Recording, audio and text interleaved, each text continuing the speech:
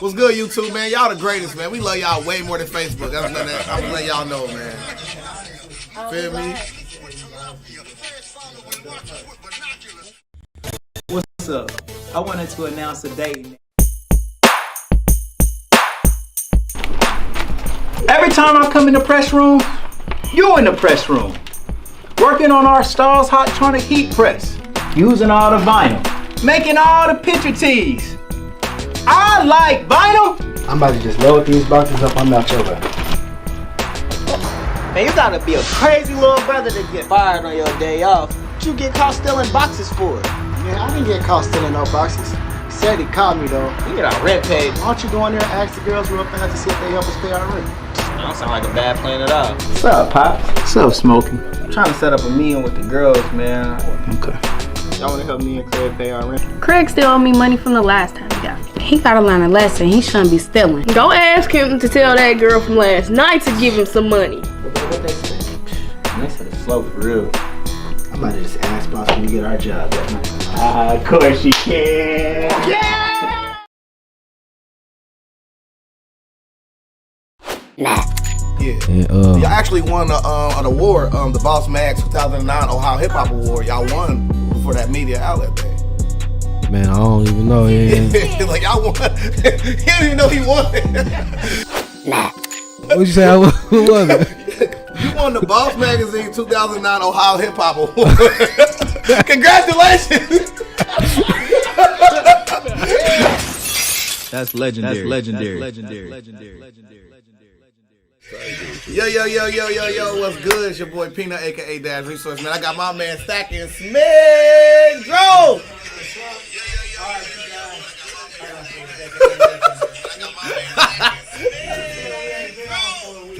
Oh God.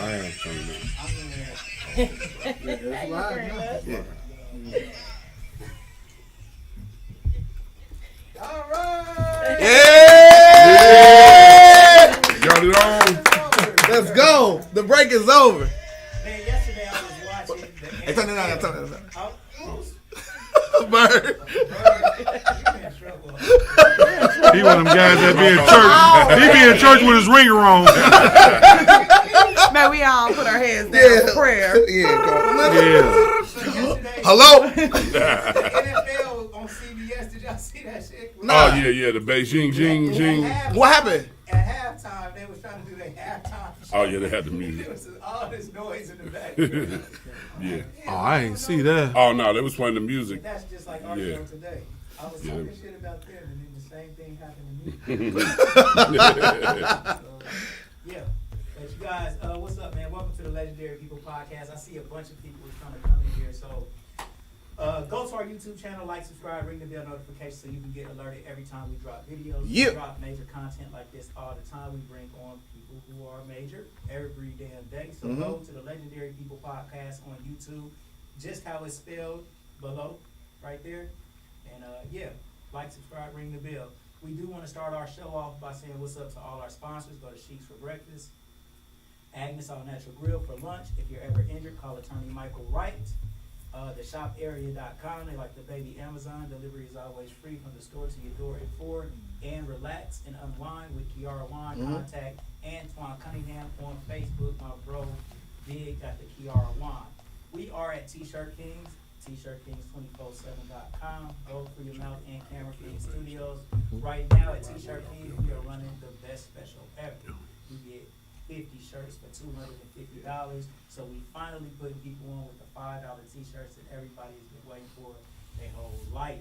So come and see me. And for Black History Month, we're going to start allowing people to get colored shirts.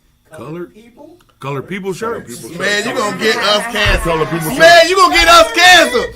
Man, you gonna get us canceled. I swear to God, man, if you was white, talking about some colored shirts, boy. Colored people shirts. I'm offended. All right. I'm just playing. There you go. Wait. You gonna use that once an episode, so you can't use it again. We made the white tee famous. Let's make the color tee famous. Hey. Color people wear color tees. All right. That's You the know new what? slogan. You know what? I thought Black History was 365. Oh, McDonald's commercial. That's what they said. Bird already barking on you. You know what else I realized? Uh-oh. that the very first occupation was a t-shirt maker. Because God came down, seen Adam was naked. You need a t-shirt. Call Smith. No, man. Call Smith. Be that, bro. Everyone supposed to be ashamed of being naked, bro. Pass the collection plate, y'all. So, like, you feel me? Get rid of his shame. So, all right, and then look, you guys.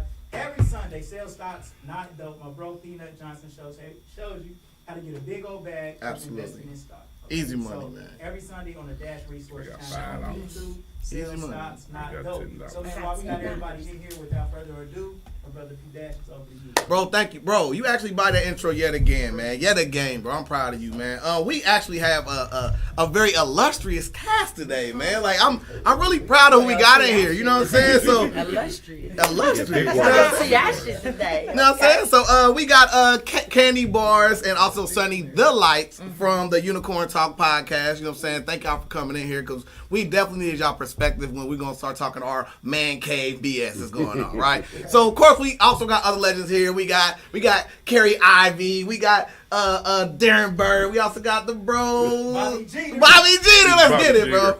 Bobby Jeter. So, without further ado, man, like, let's get to this bag. So, one of the first topics I want to talk about, since, you know what I'm saying? To me, I think you are one of the people that are, you know, I would call you a strip club connoisseur at this point. You know what I'm saying? You are a strip club insider at this point.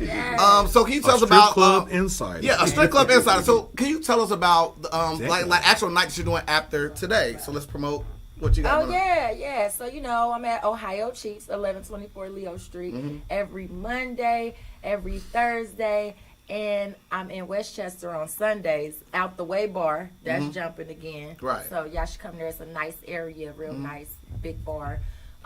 Doing that. And then about to start a new night on Wednesday. A new night? I won't say where, but I'm going to be employing some folks, you know. I'm going to be, you know, giving some folks some jobs. Okay. I'm going to need some security. I'm going to need, you know, I'm going to need a host because I'm trying to boss up a little bit this year. You feel me? I mean, I don't mind coming out for a couple festivities, whatever. We know you the hostess with the most. Hey, let's get to it.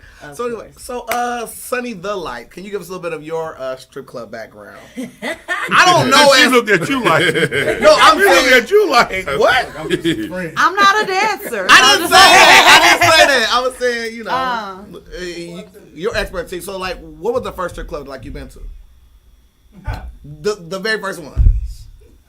She about to smack you. And you better not say Otto's. I have not. Damn, if she No, said I Otto's, think the first then I'll be like, I was seeing her. I was seeing Otto's, bro. That was my prime. I was a thundercat. I was bartending at the corner pocket. We was competing with Otto. Oh, okay. Yeah, I'm just now getting out, so Okay. I think I went to Sugars and started seeing everybody. Oh, okay. else. So, okay. But That don't mean I don't know no strippers. I just ain't been in a wasn't- strip club. So, like, what can y'all say about strip club culture from y'all perspective before we get into the man cave side of it? I'm gonna say that Caucasian strip clubs Okay. and African American strip clubs, two different cultures. But there are black girls that dance at white strip clubs, Absolutely. and then white girls that dance at black strip clubs. Absolutely. What are the glaring differences? The most successful black girls that dance in the Caucasian strip clubs have Caucasian features. Okay. They are slim. They're on the skinny side. They don't care about, you know, curves and things like that. They want you to look pretty, smell good, talk sweet. Right. Hey, you know. And then if you get into the African American strip club, they want you to grab them by the crotch. Come here, you know. They want you to scrape their money off. Wait. You just said a Trump quote talking about at a black strip club. Grab her by the pussy. I actually said that in one of my songs, "Daddy Issues," that just dropped on all platforms. Actually, I promo did goddess. say that. I said that. But now, they really get really aggressive in the African American strip club. But you know, it's a culture difference, so they don't mind it. They like to get rained on in the African American strip club. In the white strip club, let's say like Diamonds per se, you gotta have a membership. You gotta like wear a ball gown, and then you gotta go topless, and then you go nude. They can go nude because they don't have a liquor license. They don't care about the liquor license. On the black side, we want the money. We selling bottles. Okay. We selling shots. We charge you at the door. We charging the girls to dance. We trying to get all the money all the ways. We charge VIP parking. If we find a little parking lot, That's VIP. You know Right. what I'm saying? Like, however you can get the money. At Diamonds, you are not allowed to make it rain. You have to put the money in the garter belt. They see it as disrespectful. Absolutely. So the money comes slower, but you have a higher class of spenders that come in there. Okay, so let's talk about higher spenders. All right. So we spoke about earlier about your your exploits at the at Otto's, right? So what was your experience going to Otto's for, just a man's night out? Actually, I wasn't going there as a patron. I was there working. Okay. So I was working with Ronald at that time. Yeah. Let me be clear. Just seeing it here. My thing is I never really gotten off on strippers. Yeah. It doesn't make me or break me. Right. I've been to some of the best strip clubs in the country. Namely? We went to Minx out in L.A. when they had the All-Star, not L.A., Vegas. They had the All-Star game when Pac-Man Jones got in trouble with that strip Give us club. that experience over here. We were there, and it was, you talking about something that was bananas. That place was bananas. So you think you talking. More like banana splits, if you ask me. NBA guys. So give me a point on top. Right. But it was a lot of, it's All-Star game, All-Star weekend. So it was a lot of NBA guys there, a lot of NFL guys there, and Major League Baseball. So the money in there was, they were willing the money out in what was it, the laundry basket. Oh, wow. Laundry basket with the braid thing. Wow. Yeah, when the rollers on, they was rolling out like that. So when they were, they were battling in there. Well, who's getting, somebody give me 50,000 at once, give me 40,000. That's how they were doing it. So wow. The people we were dealing with gave us a VIP room. So I guess the ladies thought that we were there. We were big ballers and we were going to be tipping them. All we was doing, picking up the money off the ground, just re-tipping them. Right, yeah. That's all we were doing. Wait. Let me find out you taking your foot, sliding that little couple little $6. They was the black folks shovel. They was doing 20s. So when my 20s, partners got a lap dance, and he was like, all she was practicing with me. Right. She just rehearsing. Cause I don't have no money for it. Right. So what he did was start picking up the money off the ground and just throwing it He up. was working for that. Working for it. That recycled money. Yeah, I was at the door. Okay. Because I'm always at the door. Right, always at the door. Always. At the door. Camera, So, get him. Always at the door. Always at the door. Always at the door. I'll make sure we always got an exit plan, so I'm always at the door. See so that? when See they came that? in, they, guys like, who cashed out the most? I think it was Big Baby that played for the Lions at that time. Like, he just got like 20,000. Okay. And he would just put down the black card. Like, he was with the Lions. Yeah, give me 50. Yeah, he got They came down and bought it all out there. So they was making it rain so much they was blocking out the lights in there. You know what I mean? Well, see, the thing of it was, What? We're in Vegas, so the strippers came from Houston, Atlanta, Miami. They came from everywhere, so they were auditioning. They were auditioning to get on in there. So it was jumping every night, 24/7. I mean, it was jumping the entire night. Yeah. So and plus, a lot of them females after the club, when they were finished with their shift, they were leaving with some of these dudes. Okay, so let's talk about that part of the game. Yeah, because I got a question. There we go. So earlier we was building on Deshaun Watson, right? Mm-hmm. Deshaun Watson is an NFL player, and he was flying out masseuse to his house and all of that. Mm-hmm. So, do you guys think that it's wrong for him to ask them to give him a happy ending? No, because honestly, wait. Ladies first. Go ahead, Ken. Ladies first. Ooh. I just want to say it would depend on their ethnicity first and foremost, because it's a known stereotype in the Asian community that they give happy endings after they massage. Mm-hmm. So it could have been seen as racist. It could have been seen as prejudiced, however they looked at it. They could have been really offended by it.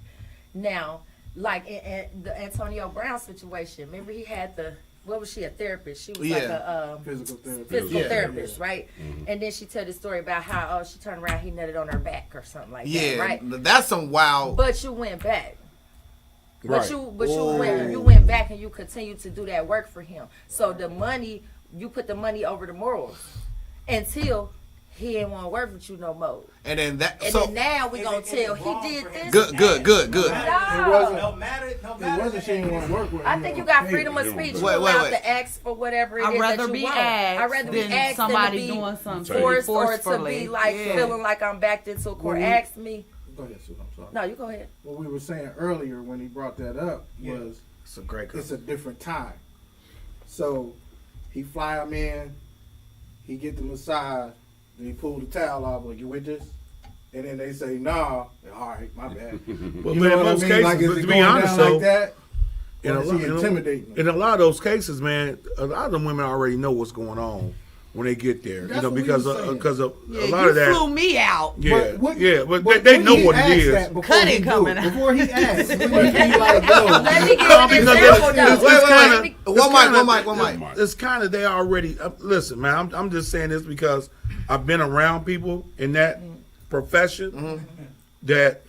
You know, when the women come in, Darren, we know that when they Darren don't laugh when he say that. Darren do not laugh when he say that, bro. They already know what's going on. But that's how I feel, though. Like, these people know the so-called Instagram models and stuff that that it Deshaun Watson is dealing with. Yeah. They knew what they were going to do. Because my thing is this: if they were so offended and you were so hurt, why didn't you press charges? This is my thing. You can't press charges about somebody asking you a question. I can ask you to get right, this but no, now. they're trying to civil suit, give him a civil suit because of actions or something. So wait. So wait. I'm gonna play devil's advocate, right? So let me play devil's advocate. Let's say that the very first time he flies the person out is nothing that happened that is off the table. It is completely exactly the way that he says. Yep. Right, and he slowly grooms it into that. Get comfortable. Right. I just don't think that's how it works. I don't think at your position that you're flying somebody in from out of state to come in here and just give me a massage when I can find somebody in Houston that can do that same job. That was my fault. That's the weird you're not just fault. When you're coming to this spot, you know what you're going to get into. You already know what's going on. Do you think? Wait. So let's pose a question. We'll go around one at a time, right? So if someone is flued out. Yeah, you jacked that up. No. Flued out is a term. Yeah. All words are made up. You good? No. Flued out. Wait. If we being technical, they all are. Being flown out, but being flued out is a term, right? So. Yes, I swear. I said it on one of my songs. I said, get flued out, make him empty out his bank account. You can get that off. He can't get that off. There's a difference between being flown out. Wait, Smith. There's a difference between being flown out and a difference between being flued out. We ratchet, we say flew. Flown out. The correct way. All right, well, I'll put you on. Wait. I'll put you on. Being flown out is somebody you already know previously, whatever. Being flued out is somebody you don't know at all. Right? So being flued out is like that, right? All right. Look, So if you are being flued out, do you feel like that's a precursor to have sex with someone? Yes. I do. Yeah. I do. It is, man. Stop playing these games. If I don't tell you I'm celibate before you buy this plane ticket, if I don't tell you that I'm not having sex, I'm practicing abstinence. I'm not having sex with nobody. That's like a female. So yes. That you still fly me out. That ain't no. That's like a female would say. That's like I'll give you an example like this. Be nuts. If a guy. If you flued her out.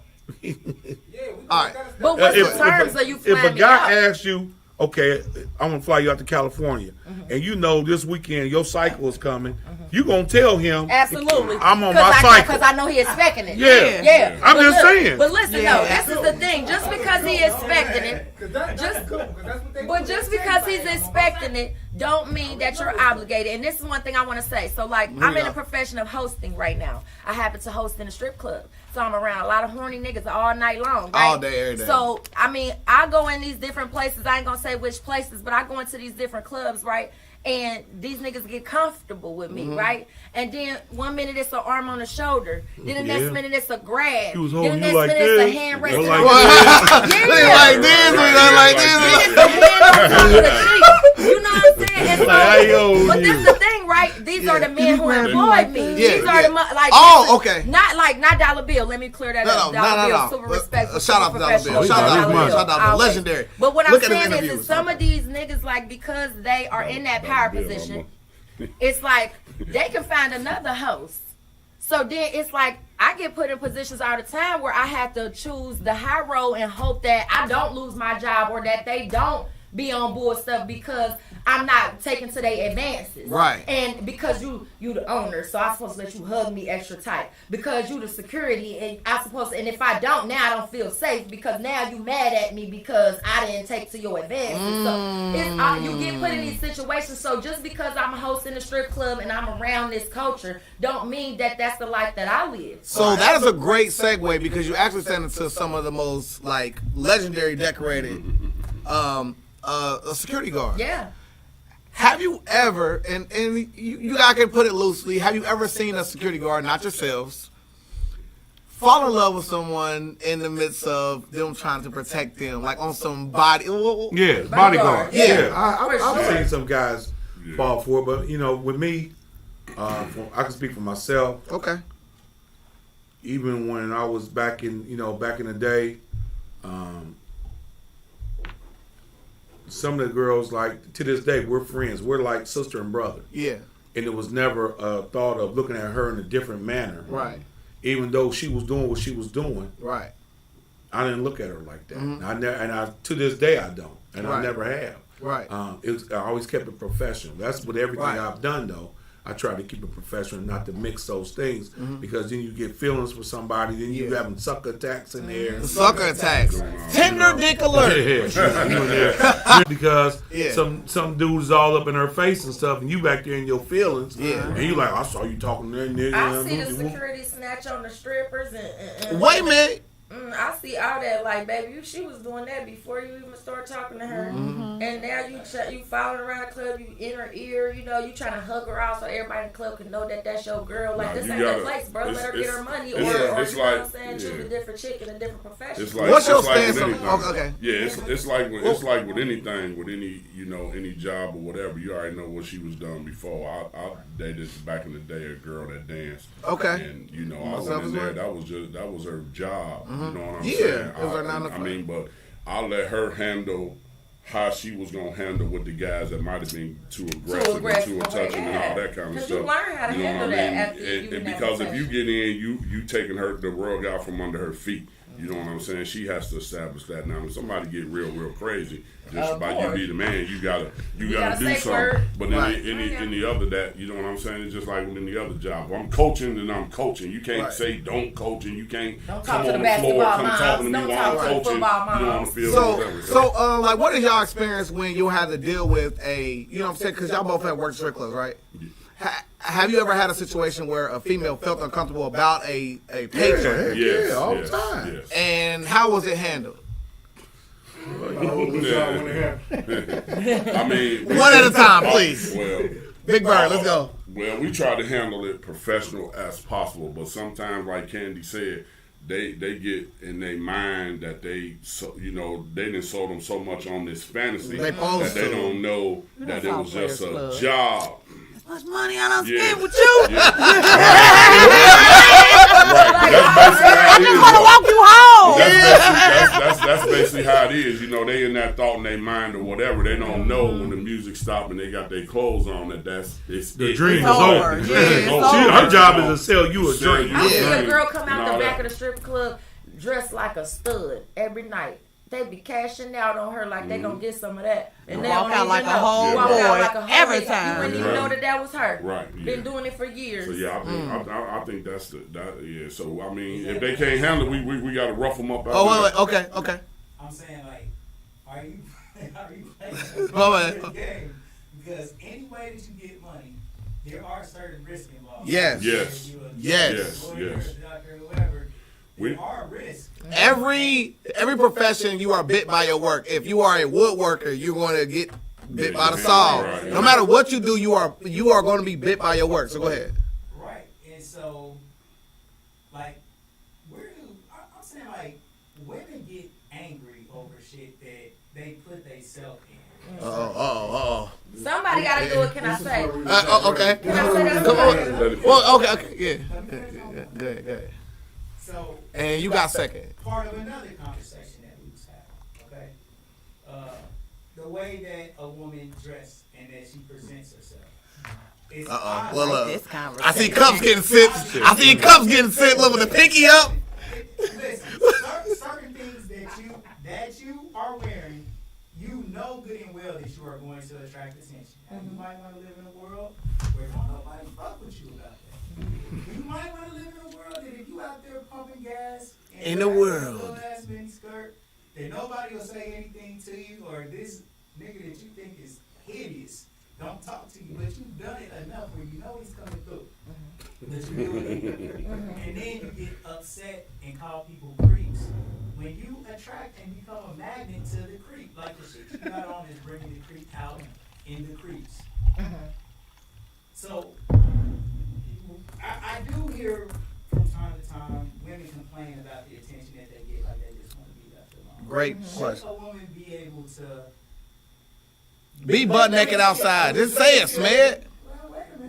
Say it, Smith. Could a woman be outside butt naked and still feel like she should not be objectified? Because let's just cut to the worst version of it. Because I've seen people wear clear and say, "Why are you looking at my pussy? Why are you looking at my unicorn pussy?" Download it right now on all the streaming platforms. Download, right? Which one do women want? Do they want attention or they don't? So I think that there is no, it's not black and white like that. It's not do we want attention or do we not want attention. There we go. But that still don't mean you don't have to put no respect on my name. So like, if I'm at the beach in a swimming suit, I'm the most exposed that I ever am in public. Right. That mean I want you to come slap me on my ass, or I want you to. Wait. We can't have it both ways though. Yeah, you know what I'm saying? We can't have it both ways. If men are expected to control themselves at the community pool, then they should be able to control themselves in life. I'm not saying. Right, it's a reasonable expectation of swimsuits. I hear what you're saying, right, but if you got on a swimsuit at BP, right, at 1 o'clock in the morning, yeah, well, she could have just left a swim party. But this is the thing; those girls want attention, whether they saying that they do or not. That is a great point. Want the attention, you could and be they leading. like to shut the niggas down. Y'all take that bait. They feel good about themselves when they get approached by niggas, and then they can say. Why you talking to me? They thrive out there just like some men thrive when they get attention from women. Like, so some of these women do that on purpose and they set this bait for y'all. You should be able to look at the woman and check. Well, you know, but you should. I feel like you should be able to look past the outward appearance of a woman and feel her aura to know, is this a respectable? Wait a minute. How should she be? I was rocking with is she a I was rocking with you until you said feel her aura. Hey, energy is real, baby. Energy is real. If I'm giving you the eye and I'm pumping my gas like this, if I'm pumping my gas, wait. We don't not that fast. We don't. That sounds like a y'all problem. Wait. Here you go. Anybody take a photo from Smith? I'm head down no matter what. I hear what you're saying. And I hear what you're saying, so I can agree with a lot of what you're saying. Like, a lot of times we set these thirst traps and then it becomes overwhelming. But at the same time, we can't say that we don't all thrive off of a little bit of attention, because it helps the self-esteem. When you go to this gas station and hey girl. You, that ain't how you want to be talked to, but at the end of the day, it's a little fluff to your self-esteem. Like, I must be. And now we somewhere. I don't want you talking to me, but I'm cute today. You know, So wait. So is it really the whole thing of this, of women do want attention from the men that they would like to have, but how do men court women if I don't know if you are into me or not? I'm just meeting you for the very first time. You know what'll get me, what'll turn me on? If I'm in a swimsuit at 1 o'clock in the morning and I'm pumping my gas and you still approach me like a lady, regardless of what I got on. I'm gonna be like, I think that comes with maturity in the man. Smith, go ahead. Maturity, and then a man that respects women. Exactly. You Okay. can tell a man that Yeah. that know how to treat Yeah. a woman. That's just by all how that you approach is. you. You gonna honk your horn at me? You gonna hey, or you gonna sit Because you want that when you get attention, done, pump but your it's the gas, attention. and I What talk kind to of you want attention? You already want wrong from right what there kind of because man? wait. You No, don't no. want no ignorant mug coming at you. Exactly. A disrespectful nigga gonna be disrespectful regardless. Right. But honestly, a real man gonna say, you know what, Shorty, go ahead and sit in the front, go ahead and keep your heat going on. Let me go and pump this gas for you. Look at Peanut. Look at Peanut. I think a man gonna talk to a woman different. If she got, like, say, she got on a swimsuit, then she got on the business. That's the two. My best friend say that. Listen, my best friend say all the time, I dress how I want to be approached. She said that all the time. So she's very. How I want to be her approached. dress is different And than any mine. man, but that does not But mean I'm a rapper. that a man will approach me how I want to be approached. Right. But I'm gonna give him that energy when he don't, and I'm gonna let him know you came wrong. Back up. You know, Right. you need Nothing's to gonna come be back. 100%. Yeah. Nothing like So, Right. so wait. So we let y'all get y'all. Let's talk to the man cave real quick. So, what do you think will be the way to, like? I mean, I know y'all off the table in certain type of respect, but like, just put yourself into the mindset of somebody that's now trying to court a woman. What would be your first course of action if you wanted to actually get a date with a woman? I'll start with Carrie. You know, myself, you know, I'm married 29 years. Word. Been with her Salute. 30 years. Salute. So I tell my nephews and them, There we go. you know, There I we talk go. to them and I tell them, always be a gentleman. Mm-hmm. You know, if she don't like you for who you are, then don't worry about it. But Right. always be a gentleman, be respectful. And I tell him, I say, I don't care if she's fat, skinny, I don't care how she is, be respectful to her. You know, I say, it doesn't matter. I don't care if you're trying to talk to her or not. Right. But if you're trying to talk to her, come to her. And then you got to go to her like all the rest of these hooligans going towards her. Right. You know, I tell the kids now, even that I'm coaching, you know, they be like, oh yeah, that one bitch. I'm like, don't address her as that bitch. Boom. Don't do that. Boom. I said, because you don't want nobody addressing your mama as that bitch. Hey. Wait. He hate men that treat us nice. Smith, wait. No. Wait, please. Wait, please. Wait. We gonna table that because we want to get the rest of that, but we definitely come back to that next. So you courted females in this era. I mean, now, it still be the same way I courted them then. I'm gonna, say something. Swag Say, on. nah, I ain't even swag because I'm like shy or whatever. I ain't never like approaching. Right. I gotta find out like, oh, that's your friend or Yeah, whatever. boom. Get a little information What she to like. know how to step to you like know what research. she What like, what she Plan. like because Plan. I don't want to approach her Yeah. with If I'm something. not I might Yeah. Peanut, I might approach her and she might have some trauma with some shit I might be trying to take her to. So God. I want to kind of know what she like this, she like that. I Young don't want to boys, take her to the listen. crab place and she allergic to seafood. You see what I'm saying? That's So I a might do a man, little though, man. background. Young boy, If I see her, I'm gonna table her here, and then when I see her the next time, where it's a different type of thing, when everybody might not be approaching at her neck, and then I see her be like, "Oh yeah, I saw you at the such and such. You was looking nice with your outfit. Go there from there, whatever. Can we exchange numbers? Can I text you or whatever? Sometimes like that. Maybe we can whatever and go from there to get to knowing." Man, he the All the smooth rest nigga. of The smooth boy. Hey, that'll work. That's how most of my dates been going. So I ain't even gonna lie. Like, how you doing? You look real nice. I saw you before. Can I get your number? Like she said, Peanut, about that aura though, you know what attracts you. Even if even sometimes they might come wrong, she might still shut you down, but say, look, you got to come a little bit different. If they, like this is my brother, so I know what he likes. So I'll hit him up and be like, "Hey, dog." Oh, girl. One girl. Yeah. She's single. She this, she that. That's your type, But bro. I can't never remember just like seeing them even, at Freaknik, Black Beat, all the places we've been in the country where it was just like that dogmatic like came out or whatever. Yeah. But I agree with Smith, dude, sometimes. Nice guys finish last sometimes. All right. So one more before we go to the very next part. So like, what do you feel would be something that would be edifying for the people that's trying to court women in this era? I think people just need to understand it's not really as hard as everybody thinks. As long as you being genuine in yourself, who you are, and accepting when it ain't popping. There you go. Like guys don't know how to let it go. You ask a girl something, Give me an example of what you've seen. Wait. She said girls. Give me an example of something you've seen where a dude did not accept the no. So I live in Charlotte. It's weird. They don't like buying chicks drinks down there. What? They don't like. I'm gonna go down there and clink.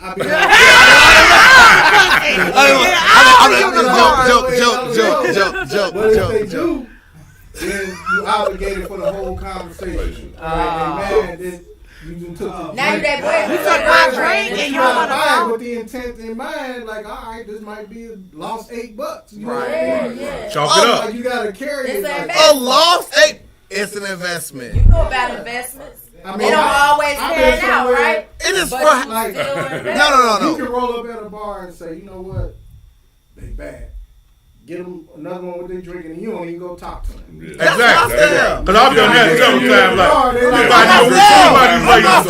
Somebody gonna talk to you if you talk to one of them. Everybody still wondering, man, who was that one dude that bought us all drinks? That's because Back women then. remember the experience. Yeah. It ain't even about what's happening, the value, the amount, the dollar amount. We remember the experience. Walk up there, your money no good here. Right. So, like, what experience would you remember? A displeasurable experience with probably gonna glare in your head of the a girl, fuck you, blah, blah, blah, blah, blah. Both of them. BOFFUM. I love that. Both. Both. Man, we getting shirts made. Like flew in. Both of He flew both of them out. So Flew Smith, in, huh, Smith? so Smith, you had a second part, and I ain't mean to cut you off. I just wanted to get everybody's. I think that people who are overly nice, and this ain't just in women relationships, just like period. Niceness is weak, and the nicer you are, the more people are going to attempt to just run you over. What? So if you are coming two gentlemen to a woman, you gotta protect yourself. That's what because they'll get over on you. But then Smith. The right girl gonna see that and But the thing of it is, if you go to that woman, you're a gentleman and you're trying to be, cordial and real nice with them, and she sees something different, she wants something differently, then that's not for you. That's not for you. Right. That don't mean that That's all just that not don't for mean you. like That's like the just crazy mean chick. that you not Like her if type. you know she crazy, And there's a difference between being a nice guy and a sucker. Exactly. And I was about to say, I agree with you for the most part. I saw. And people general being too nice, like they get on your nerves after a while, like. So you ain't gonna You be like mad. everything. You don't want to get You mad. like everything I cook. So you mean to wanna go tell me everywhere I you're wanna spilling your drink? Bro! But listen. Sometimes you My mind is blown. But listen, right now. sometimes you might find that person that's right there that's over all that drama. He don't want no more drama, no drama. So he ain't gonna have no problem with the food and the stuff. You know what I'm saying that you doing or whatever. So you women, first off. Women want to know that you can protect them. Some women just protect our podcast. That's it. I don't care how independent they say. If they feel like you can't protect them, if they don't feel that, they gonna shelf you. They gonna curry. They might hang out and do a whole lot of what's the name stuff. But like he said, if you like being too nice, so you almost got to be like even. You can't show. Say it with your chest. You ain't gotta. You ain't gotta not be nice. You say it with your chest. But we're correcting. If I meet you, I'm correcting stuff that I've done in the past. So I'm correcting. So I ain't saying everything with my chest. You know what I'm saying? That is after longevity are certain situations. You will see my chest, my teeth, and my fists and everything ball up. But right then I ain't gonna do it because now I might run you off like, oh, that motherfucker, he 210. He the Hulk all the time. You see what I'm saying? Now you be like, honey, calm down. And we at church, just calm down. But girls like that though. Girls like it. In my 30+ years, in my relationship, I'm really a passive person at home. I'm really passive. I'm really laid back and passive. I don't argue. I don't raise my voice. I don't get into all that. I just, okay, honey. All right. Okay. I've learned to just be like, all right, it's cool. And I just move on. I don't get off into all of that. And just with our everyday thing, I just don't, I'm not into that. But you know what though, big brother? That in itself is a level of toughness. Because it's almost like he who cares less wins a lot of the time. Absolutely. Like, if she's so pissed off, but you can't be pissed off with her and argue with her about this shit, and you just say, you know what, you right. Oh, you know, bro, I'd be like this. Right. I'll be like this. Dan, what you doing? I'll be back. She gonna respect that about you. I'll be back. I ain't gonna sit there arguing with you. I just women want know when to they say go though, too One mic. The nice person or the nice, overly nice, is just caving into every bit of pressure that's being I don't put think on that. the that's the I difference. disagree with that. Wait. We're gonna go to bro first, and then. That's the difference between being a nice guy and a sucker. When you start compromising yourself, no No, matter yes. what the level is, You don't have to do that And then to it's- be a nice guy. and it's individualistic. So this chick might do this, you be like, I can't stand that. But if she do it, you be like, you know what? Yeah, it's I ain't alright. that bad. So you can't just set. nice guy. Can I? Oh, okay. That's Let her Wait. say Just say that. Let's go to the unicorn. I think that it all comes down to a level of maturity. Okay. Is that woman ready for a man? Is that man ready for a woman. woman? Period. To deal with you both got of a y'all lot of flaws. You got a lot of Everybody like in. people with these mommy and daddy issues, right? And a lot of people are trauma bonding, right? So you might get this guy who appears weak and get this woman who appears strong, but that's what his mama was. Maybe that's what his daddy was. Maybe that's all he needed with the strong woman. He can love, he can do all these things that people say is feminine or whatever, but I think it's all about balance. Everybody has to have an equal balance of masculine and feminine. You gotta be able to be gentle with me. The same way you gotta be able to grab me and toss me how I like to be tossed. I'm gonna need you to know when to switch that on and off. You gotta be well-rounded. And then also, I feel like we don't look for protection anymore. That's an old school way of thinking. We used to look for protection. The reason being was because men were the money earners. Y'all had to be tough. Y'all had to go out and deal with all the prejudice and all the stuff. Y'all had to go do the crops and all of that stuff. We took care of the babies. We took care of the house. So we got to be more feminine, and y'all had to be more masculine. Okay. Now it's Roles not are that way. The changing. roles are changing. We got in the Got a world lot we of live in. We men got to be that are equally at-home feminine and daddies. masculine. I gotta go to work just like you gotta go to work, right? So I can't be hey honey all day long. Sometimes I gotta go to work and run this meeting and be the boss, but I gotta remember to come home and submit to you. And you know, when the world is whooping my ass out here, I still gotta. That's the And you balance, gotta understand that I went through something today. I'm sorry, I can't be this nice housewife. I can't be today. the angel today. I can't be an angel today. But everybody got good and bad, and I feel like we are more about stability than we are protection. We are tough now because we asked for equality. So we've been out here doing the same jobs y'all doing. We out here driving the car. We're doing a lot of what y'all doing, but we'll never be men. Nobody question y'all strength and y'all. When I say Right, when I say protected, I'm talking about at the end of the day. At the end of the day. If it all falls down, it still fall on my shoulders. But I don't care how much If bossing you up you doing and how much financially I was. It ain't about the finance. I'm talking about protected. But Because listen, when the door get kicked in, if you're financially stable, right? Some would do it. If you financially stable, right? You can put me in a neighborhood that's low on crime, right? You can put our kids in a nice school. If we're financially stable, all of these dangers that we worry about living in little old Dayton, we wouldn't have to worry about. Financial stability is number one. That's the number one breaker up with marriages because motherfuckers don't got their money right. It's a business. Well, still, I say this. One at a time. Wait. I'm gonna moderate. You pose a question. We're gonna go to each three of the panelists one at a time. You would like to go first, obviously. So go ahead. Like the protection is like, what if you just got like somebody died and they just crush you? That's not a monetary type of protection. That's you need your man to be your rock. Stability, emotionally stable. Yeah, but not physically protected. Wait. You get the last. Right. Okay. Let them all three. But it's all included in your protection. The guy ain't gonna be like, well, I'm gonna look out for it physically and not financially and not emotionally. Right. But then you can't just narrow it down to that. And the stuff you were saying earlier, we gotta stop thinking that stuff is masculine and feminine. You work and pay bills, it's being a grown up. That's an adult. That's what everybody do. That ain't nothing different. But that's not everybody's way of life, though. What? I mean, some people want a housewife that don't work. Nothing in the that don't world make is her 100%. But when we just talking in these big generalities, right.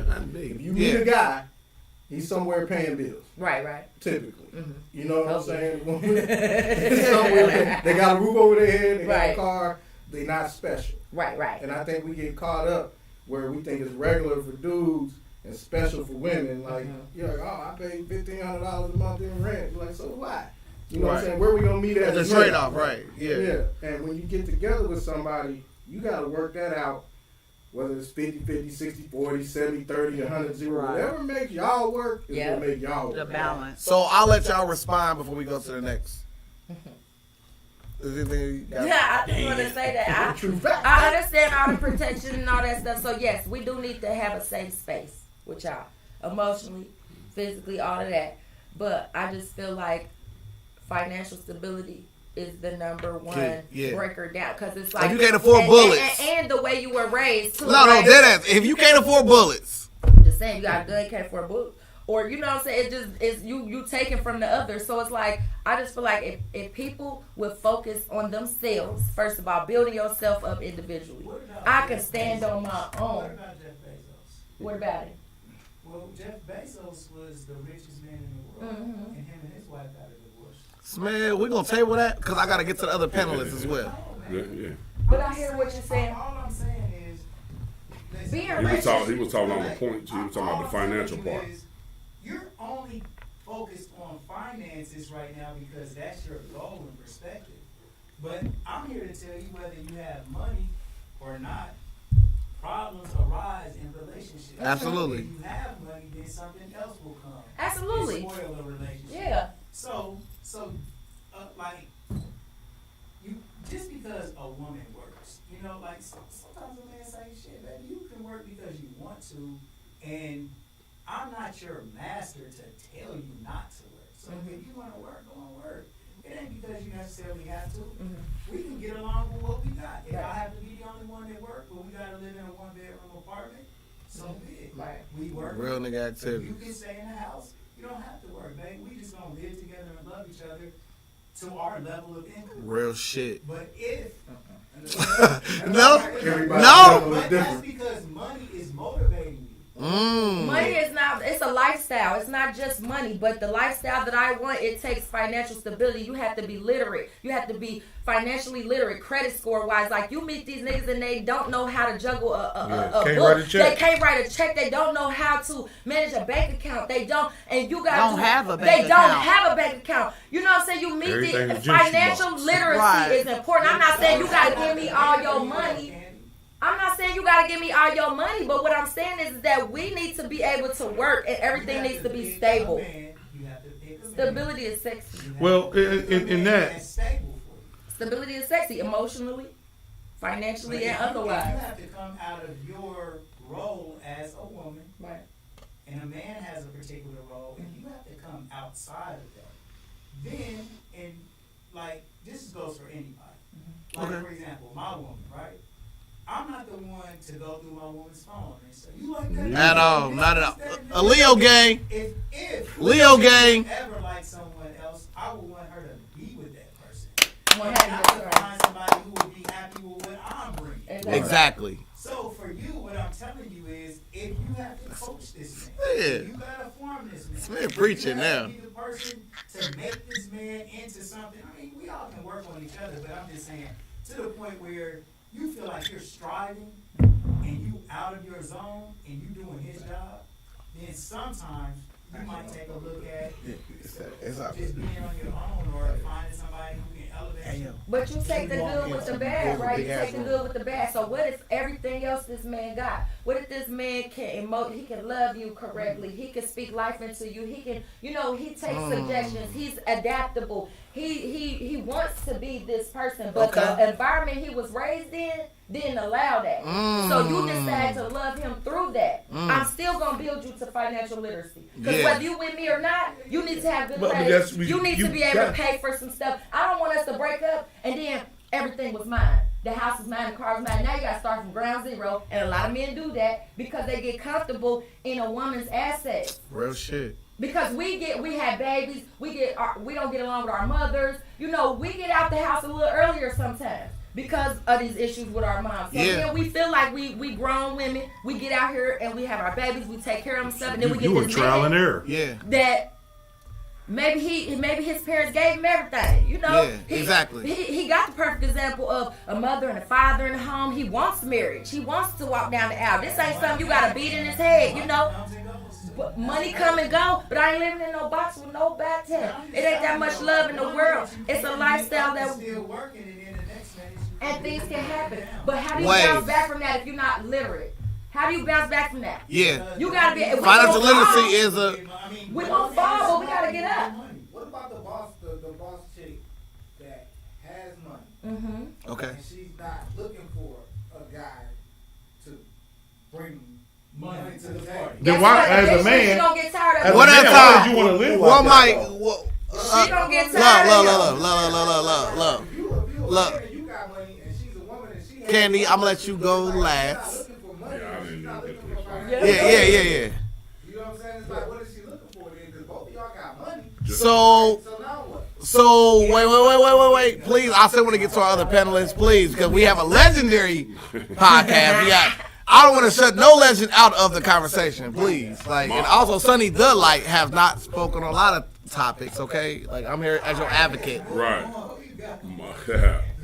My thought, like, man, you getting canceled. I don't care, bro. My thought is like, yeah, you gotta be financial and all that stuff. And to me, a man that don't know how to do that. Oh, you done made him unzip that. No, I'm just saying, a man not knowing the basics, no matter what environment he raised in, is not a man. Right. You know what I'm saying? So you talking about you spending all this time financial literacy or whatever, you're not working. This is my opinion. You're not working on what you need to work on. You know what I'm saying? You can have all the money and I can have 12-bedroom house, but there's no love or nothing in the house. And all we did, that was for nothing. That's what he was talking about Jeff Bezos, the richest man in the world, or whatever. How much money do you need? They got financial stability, and something was a major breakdown in theirs where he might not have been, you don't spend no time because you chasing this and stuff is all the time. So I think it's just on what the two people want.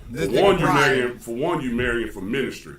You know what I'm saying? All that financial whatever stuff, because you're going to learn something from me just like I'm going to learn from you. Oh, you know what I'm saying? You might be chasing that money. You might be thinking you did, but I might know something different. I know somebody that you can jump over all of that stuff. Right. And I keep on harping on that point. If you love and you care and you with somebody and you get it, and if you got to live in the box for however long you got to live in, and you listen, I'm just saying, to me, then you ain't talking about love. You talking about a partnership. And when that partnership goes sour, and I got to go back here to start over, but it's okay for him to have to start over because you had everything, but you're not going to go back in that box and start over, whatever. I feel like that's a problem with some of the stuff going on today, because stuff will happen. I could have a health thing. We could both have a health thing and take all our finances out. And next thing I know, I'm wobbling around like this, and now my mate that I love that we've been through and got here to the top is gone. You know what I'm saying? So it's all about what you want. The money is cool to do what? You know what I'm saying? Maybe take some vacations and live. What is the level of comfortability? You know what I'm saying? About what? Some people don't want a 12-bedroom house. You know what I'm saying? Some people it's cool living in almost a safe neighborhood. Some people good living in the hood. It's about what they want. Some people never want to live and just want to work and go home and all that stuff. So like he was saying and like you were saying, it's all about the people in that match and that aura and all that type of stuff. If I start with somebody and we go back in the box, we're going to be me, and I'm talking about me personally. I'm going to be with you, whatever, you know what I'm saying, to the end of work. When you have a mind frame, and I'll allow you to respond next. I promise you. When you have a mind frame, you're always wanting more. It's cancerous. I'm telling you, because you can't be satisfied. It's like you wanted 100,000, now you got 100,000, now you want 200,000 all of a sudden. Or you get to this 100,000, now what are you going to do with it? Oh, okay, bet. Now I had to put this money in this. Now that I put it in this, I got to work this plan and make this start working now. And all I'm saying is this vision of money, and this goes for myself. I'm speaking for my own self. We in that same cubby hole all together. It's hard to get money. Yes. And then when you get money, you look for what the fuck to do with it. Yep. And there's nothing around. And then you're worried about, oh, I don't want my money to go below this level. And then when it does, oh shit. I gotta do this. I gotta scramble some more. And you run in this hamster wheel of life about money. A relationship should be one place that I don't give a fuck how much money we got. This is a place where we have each other to lean on to just build and bolster. Damn, I just got your point. You know what I'm saying? Like that's the incubation to get. I got your point. Well, wait.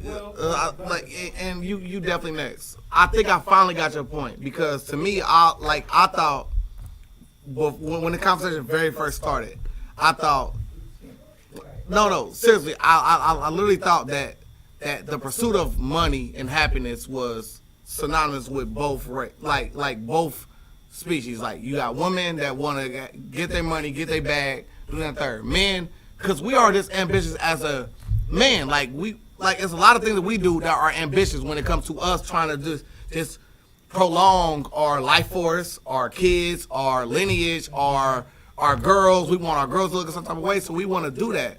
But what I did not understand until you said that was the fact of that is no place in a relationship. You can have all those goals and aspirations for yourself, but in a relationship, it should not be an integral part of why you're with somebody. Because you can go and chase these same goals solo, dolo, with your own children. But when you get to a relationship, what is the term for relationship? Don't make me ask Google. Don't make me ask Siri. I think a relationship is, it should be beneficial to both parties. And if I'm financially stable and you're not financially literate, you're holding me back. That is not a relationship. Wait. I'll tell you that. It's a union. I can love you to death. Relationship has nothing to do with that. Y'all make it I'm just all about money. No, we're not saying that. No. And we love that you about money, though. I ain't gonna lie. Money make the world go round, whether y'all want to believe that or not. And like with so wait. Before you get that far, what is a relationship with you and somebody else? Money is not the derivative that makes you relationship with anybody. Your relationship with your mother, your relationship with your daddy, has nothing to do with monetary. It's how you relate to somebody. Okay, so relationship. The relationship. So relationship had nothing to do with monetary at all. I don't know why not. It's two working parts of them. It's two working parts. Like if the world needs money, if everything you need in the world needs money, how can you say that me and your partnership? Cause love don't. Cause love don't. Love don't. But a lot of people don't marry or in relationships for Let me explain something to you where the culture difference is. A lot of people Caucasian don't. folk, Clearly she don't. And white folk view on marriage is, black folk One mic, let the girls rock. I think that the view is two different things on relationships, but I feel like y'all, like he said, well, if this guy don't got all of that coming in, he not a man. But then in the same token, we'll hear y'all giving up on the black man. It ain't his fault. His parents I said in my opinion, if you have to teach a grown man so much stuff, he cannot say he's a man. You can't even say he's a man. I feel like if you have to coach a man to do anything, One mic. Trying to coach a man, my opinion, trying to coach a man to be anything better than what he is at that point is ridiculous to me because he's never going to get it right. If he don't have it right when he got with me and don't know how to be a man before he got with me, I don't want him. I'm not saying extra. I'm not talking about the money because money does not excite me. You cannot come to me with some rims, with some golds in your mouth, not saying nothing like that. With all the jewelry, that shit not going to make my pussy wet. It's not. He can't neither. Let's be clear. A broke nigga can't But look, when you approach me, how the fuck do I know what your bank account look like? Jeff Bezos was broke one time. But what I'm saying is, when you approach me, my first question ain't got to be, what the fuck your bank account look like? That's not my first question either, but that's so how do you know? But you don't say that right off the bat, though. So what I'm saying is, watching a person spending habits, it's important because watching a person's spending habits is important. I know people that done been married, they was all good, and then next thing you know, niggas start writing bad checks on her account because he not financially literate. That's a problem. They was in love. You don't know everybody though. Let me say, you don't know everybody. People you know, that's based on your experience, just to the people that you know. You don't know everybody. It's kind of as big as this world is and people in it, every person that you can say, I know somebody that don't. I know somebody that don't. So when we say our statement, we make it in general, being specific. Remember, I said my opinion of this is not knocking your opinion and what you believe in, but my opinion of that. Like, love don't cost nothing, love or whatever. Like I said, only to men. At some point. Only to men. Wait, because man has an interesting take. I ain't wait. And they blocking for years. I can't say like we men care and women don't. Like that. You know I love you to death, but wait. We don't. I got you. I swear to God, I got you. Candy, I swear to God, I got you. Me and Smed already done really talking about this already, right? A man could be driving down the street in his car that's worth $20 million. A nigga ain't got $1 to his name and a gas tank on E. Hold on, let him finish. Driving his car worth $20 million. A house that's worth $200 million. And will still bag a chick that ain't worth nothing at the corner. Would a female do the same? Yeah. Stop, listen. Cap alert! Cappuccino! Have the capitalist clothing! Have the capitalist! Can I defend my answer? Because most women are nurturers. We are taught to, we attract needy. We attract people that need love. We attract helpless. We attract them. So I'm just saying that you can't say that you can't say that if I'm in a Benz, I'm not gonna talk to somebody in a Saturn. That you can't say that. The bus stop, just see a nigga at the bus stop and pull him over. Hey, you already said you. I didn't never say that. I did not say that. I didn't say that. I said that to her.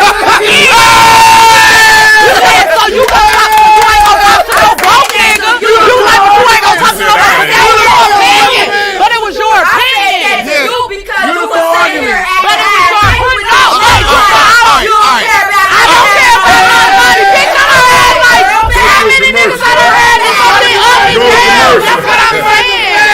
I done had a nigga. I done been with niggas that done been up and done been down. So that shit don't matter to me. So that shit don't matter to me.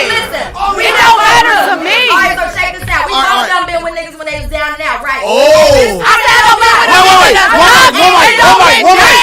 That shit don't bother me. It's about down. When he down, I'm gonna hate him. At this point in your life, however Not now.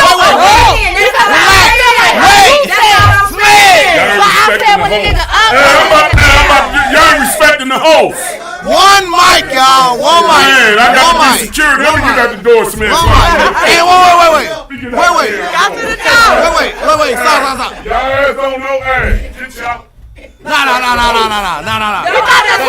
We thought this was unicorn talk. I'm sorry. So wait.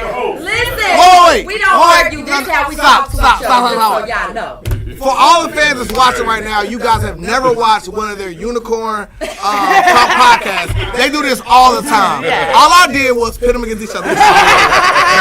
So I literally set a vomit on the table. But one mic, please. Can you please start first? At this point, I'm just saying, when you hit your 30s and you have children, we can talk that. I love him when he down. We ain't doing that at this point in our life. We're grown women. We want grown men. Like you said, we want them to come financially literate. I didn't say he had to be a millionaire. I didn't say he had to drive a $20 million car. I said he needs to be financially literate. Otherwise, he's going to drag me down because I'm financially literate. I don't have time to be teaching you to be financially literate. Okay? But at the same time, a lot of our black men are illiterate in a lot of those areas that we need them to be literate in order to protect us. They can't protect us and they can't count their money right. They can't put our kids in a nice neighborhood. They can't educate our kids. Wait, because this is a solo. You can't educate our kids if you're not literate yourself. So all I'm saying is that we, love or not, we cannot take money off the table. Y'all sound crazy to me saying that you feel you on that.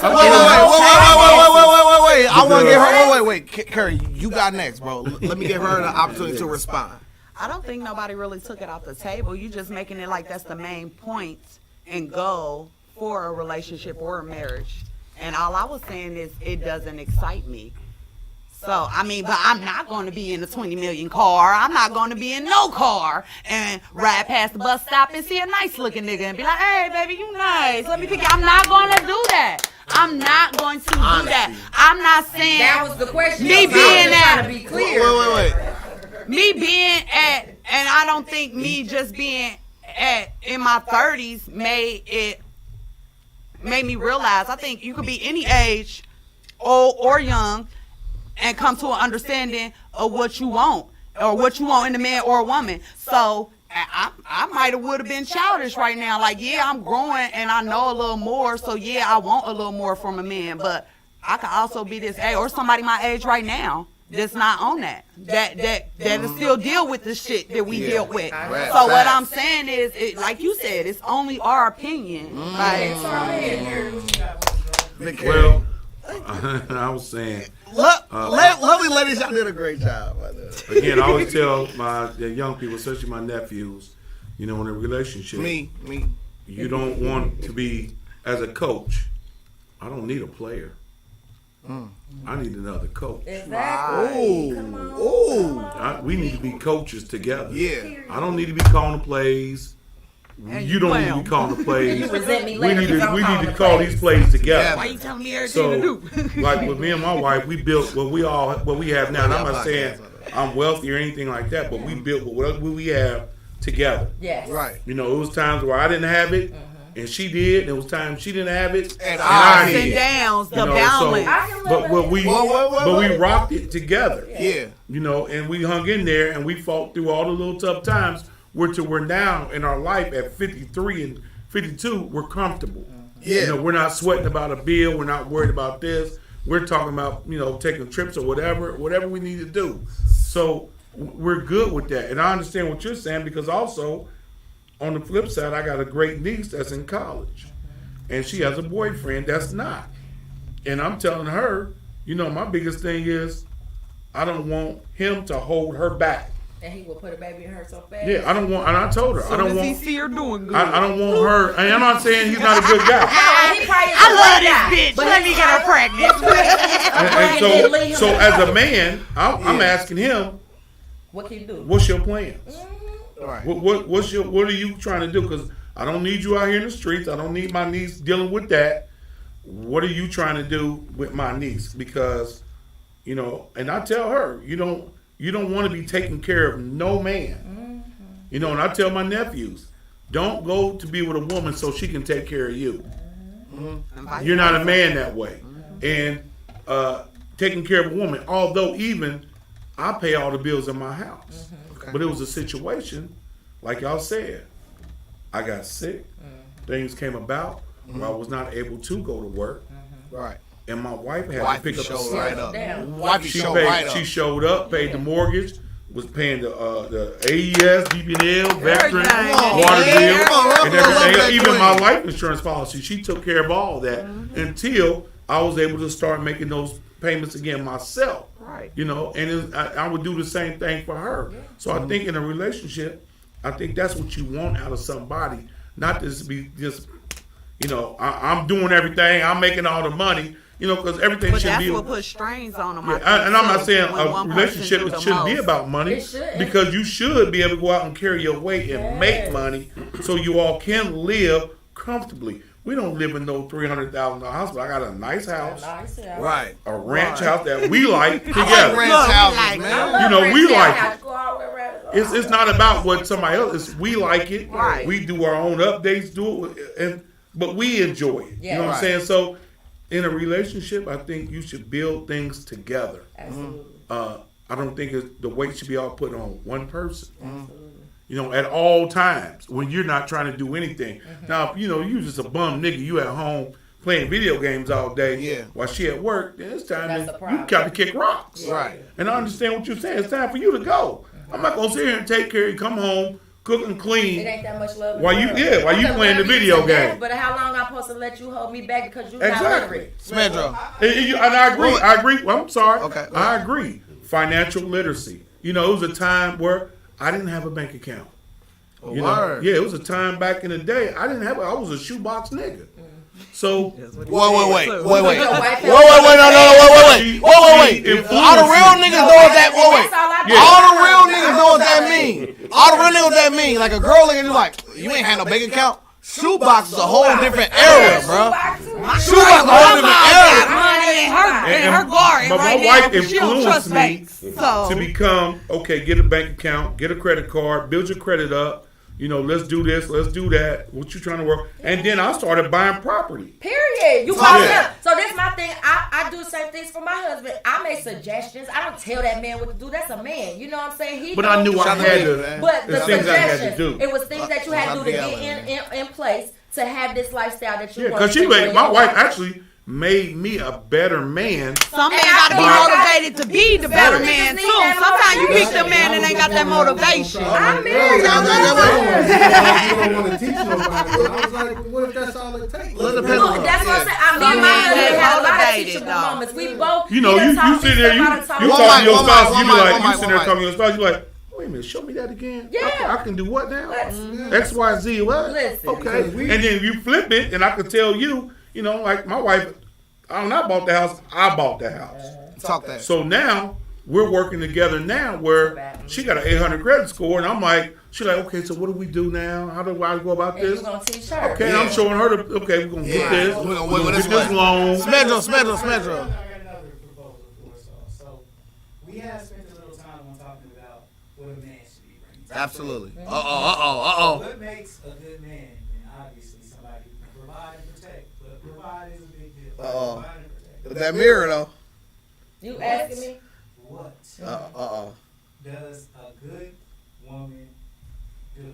Okay. One at a time. From the mind frame, we're gonna start with Sonny. What does she do? What do you mean?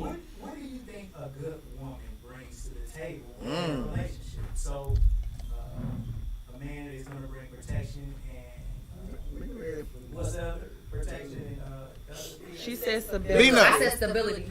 The water. Money and stability.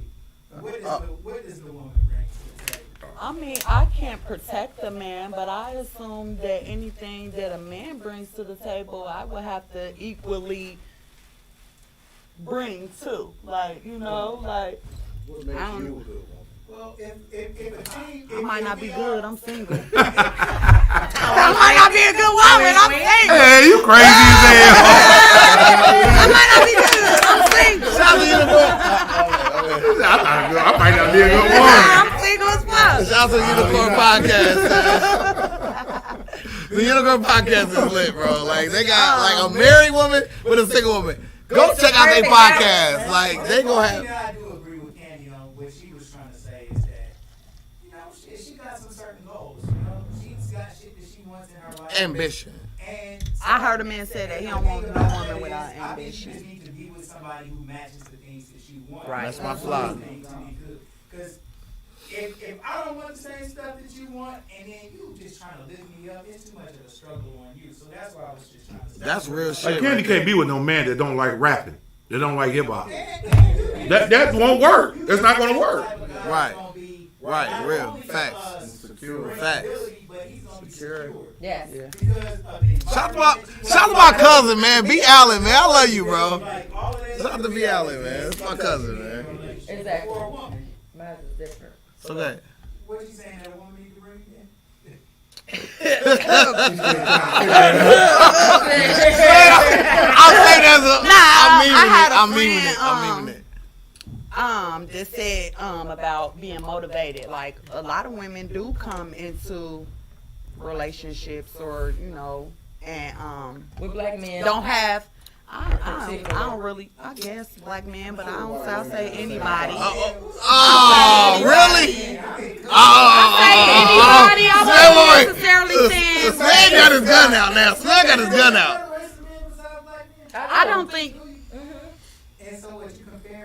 Man, she didn't get to finish her whole statement though. I Like, didn't. He just all the time got offended. He didn't even know Smed what I is was saying. like this table is, man. I said, don't do that. We are damaged culture. We can't deny that. Females and women, we are damaged culture because of what we've been through. So we are always constantly trying to fight our way out of that. And we got to work together with our black men, and just like y'all got to work with us women to get to a place of happiness so we can stop having broken homes. Absolutely. That's all I'm saying. I want us to work together, but all I'm saying is that marriage, regardless of holy matrimony or not, marriage is a business. Marriage is a partnership. In your business, your wife might not have to work in your business. Your wife might keep the books. Your wife might pay the bills. Your wife might do this or that. But she is an intricate part of the business that y'all run. Y'all become one credit score when y'all get together. Y'all become one taxes. You gonna hold her back or lift her up. That's all I'm saying. So you can't say it's not a business when the government make you file taxes like y'all a business. The government make you write off your assets like you're a business. So you gotta, which at some point it's a different bracket, baby. When you marry, like I can't sell a house without my wife's signature on exactly. You sell, so that's a business trick. Is that not a business trick? Yeah, because we're married. Y'all both gotta agree to sell that home. The whole so that's wrong. One mic. Wrong. One mic. I just Darren got the mic. Darren got the mic. To me, I just can't understand, and you can tell the age difference or whatever, because I don't embrace that part where you say damage. I'm never going to embrace that part, because if we're going to move on, we got to stop. We got to stop embracing. Real nigga activities. We know slavery happened, but we ain't going to say no. You ain't let me finish my point. It's just like going back and always saying because of slavery, we have not yet evolved and blah, blah, blah, blah, blah. Yes, we have. The thing is that it's 800 bad guys in the city, and that's all they show. They never show all the rest of the good people. That 32. You never see them. You never see them, right? It might be 200 bad guys, but that's all you see. That's all you judge. But you don't never see the guy that take care, the guy that's married and take care of the other kids that was already there. You know, you never see all that stuff. And it's all about your changing your conversation. Yeah, what you saying is good, but sometimes you will focus back, and like he said, you don't never say nothing about like the brothers. You know, at the end of the day, if it go down, you gonna be over here, no matter what you say and all that stuff. And you comparing that to, it's problems in each culture. You know what I'm saying, or whatever. And me, I don't like nobody particularly saying, without a whole broad and going through the whole world and being international to specifically hone on one thing. Black men can't do this. We have done this or whatever. You know what I'm saying? It's like when you 30 and you do. It's just a whole.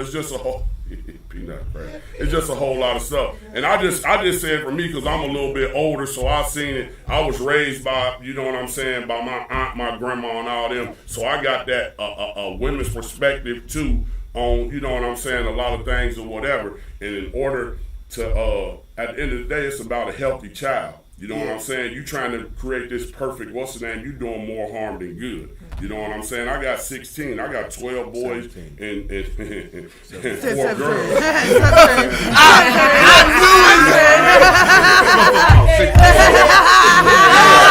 I knew. It's about making the most, and then it's also about a thing. And you can say it's the dark ages or whatever. You know what I'm saying? Sometimes when y'all get to that, when y'all get that enlightenment, and it's about money, and y'all know y'all get woke or whatever, y'all be so loud that y'all drown the man out. Y'all be so loud y'all drown the man out. That's a bars, man. And that makes. I'm not talking about you.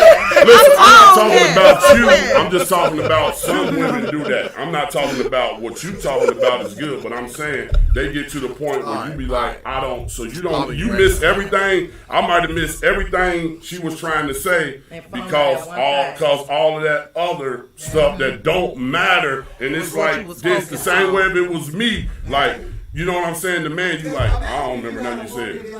Baby, I'm just trying to tell you, we gotta get financial literacy here.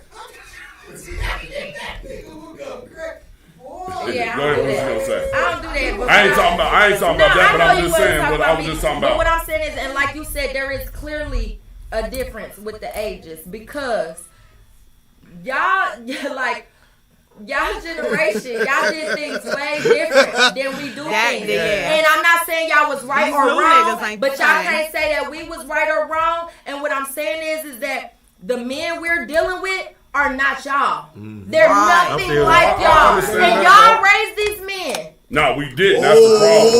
That's the problem. That's the problem because they weren't raised by these good men. And they trying to tell us how it's supposed to be. Hold on. The problem was because we was chasing money and street money or whatever that we forgot all about what we was going in. So when I say that we are a damaged culture, I'm not talking about way back to slavery time. I'm talking about 80s babies, the epidemic, the crack. But you here though. But you here talking about financial literacy, so how damaged are we? Listen, what I'm saying is that I'm talking about financial literacy because I know, but you have made it for that, so we can't be that damaged. So every man should know what you know. If you hear and you talking about that, we can't be that damaged. That's what No, this is what I'm saying though.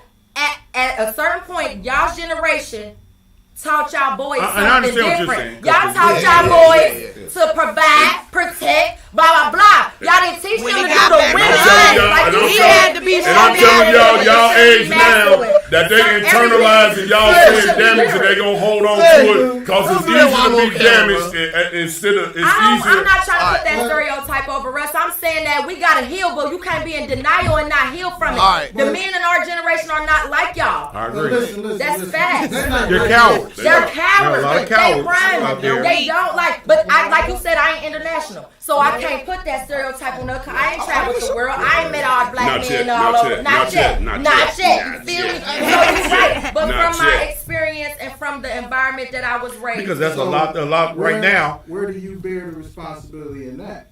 Where we was talking earlier about men and women. How you pick? Like how do you, being enlightened as you are, pick a dude that's got all those bad qualities and then go through all of that? Yeah, why would you listen, so experience. Okay, listen. Experience is the best teacher. I come from a single parent home. My mama didn't show me how to be married. So I came into my marriage. So you can't paint the whole brush because you had this bad experience. Now these other three dudes trying to holler at you got to operate under the rules that you didn't set because you had this bad experience with this. Those are called standards. You change your standards with every experience. These are the nice guys they was talking about earlier that you don't want to holler at. That's not true because you picked this one and had a bad experience. And with now that these nice other guy. three dudes coming at you correct. You don't want to fuck with them. This the thing. I married the nice guy. My husband's very chivalrous. B. Allen, shout out to B. Allen. Love me to death. Brandon Allen, I love you, bro. Love you, cuz. I didn't marry for financial literacy, but right? How much did you go through to get to that point? That's what I'm saying. I went through a lot. I had a baby. Let her answer. My husband is the guy that takes care of the baby that was there before he got here. Let her I'm answer. just saying, like, my husband is the guy that takes care of the baby that was there before he got there. My husband is, we 4 years apart. Yeah. Same age as me. Probably about to be 37. Okay, so your husband is a man. But listen, my husband grew up with me. Like you said your wife did for you, I did all those same things for my husband. And it's not, he had both parents in the household, financially literate people, hardworking people. He didn't need for nothing, but he was a hooligan. Okay? He ran out, he did what he wanted to do. He was the only boy in the house. But I'm just saying, he was the only boy in the house. So, and his daddy was a working man. So he didn't get that hands-on from his daddy. He got that from the streets and his friends. He was with, he was learning how to be a man from his friends. But he also learned how to be in a relationship. He knew he through wanted his daddy. He knew he wanted to be in a relationship, but he got there. He secured the relationship. Yeah. Okay, but then he had to put all right, wait. To maintain that. Wait. So Smedro. Sometimes you have to just get with somebody who understands what you're going through. Okay, so they might not be necessarily the best person in the world. Yeah, of course not. But that's why you got to build it together. You gotta grow. Grow together. Like, for example, my woman is good for me. Yeah. Absolutely. Give a fuck if I gotta stay up here and do the podcast tonight. Yeah. But I could be with somebody else who would be so fucking mad. Why you out here? 5 minutes. Yeah. So you ain't done yet? You ain't done yet? Who in your podcast? You got 2 girls on there? Really? Are you fucking on them? Are you doing that third? Like, what doing? Wait. What you do, your husband is good for you. Ain't that what I Shout said? out to my cousin B. You the Allen. mo that don't like you rapping. Shout out to my cousin B. Allen. He's good for you regardless of his financial status or not. Yeah. We don't even know your husband could be doing everything that you want him to do financially, so I'm not in his pocket or nothing. But if you feel like I still got a little bit of growing to do on y'all's journey, that's all good. But I'm just saying, like you can be with somebody because of the shit that you can get off on it. You can. Like, you could be with somebody because you can talk that shit to them. You come and go as you please. I'm not putting up with that Yeah. shit. If I come in the house and I gotta hear about what the fuck I ain't did, and I know I done worked my ass off. That's all. I ain't trying to hear that. Done. Yes. But again, Yo, again, that, I go back to this. wait. You gotta grow together. You know what? Again, I told her she can't be with somebody that doesn't like rap. You can't be with somebody that does not like you doing t-shirts. It can't happen. I have an aunt and an uncle. They just celebrated 57 years of marriage. Yeah. And they're living great. They are living great. But here's the thing. This is what I want you to understand. I'm sorry, baby. I watched them, and I took advice from my uncle. I'm not going to take advice from somebody that hasn't been married for a long time, but that have not been through anything in their marriage. I took advice from my uncle. I took advice from my brother, who was married 44 years before he passed away. So that's the advice I went to. I didn't go to my other brother. He was married 3 times. He says, I ain't listening to you. You don't know how to keep a relationship. So wait. So I want to ask, did everybody get a chance to talk on this subject? B-Nuts, you good? I just think it comes down to each individual. Exactly. You know what I'm saying? What you're looking for. Like you need a man that's financially living. Got a man that does it.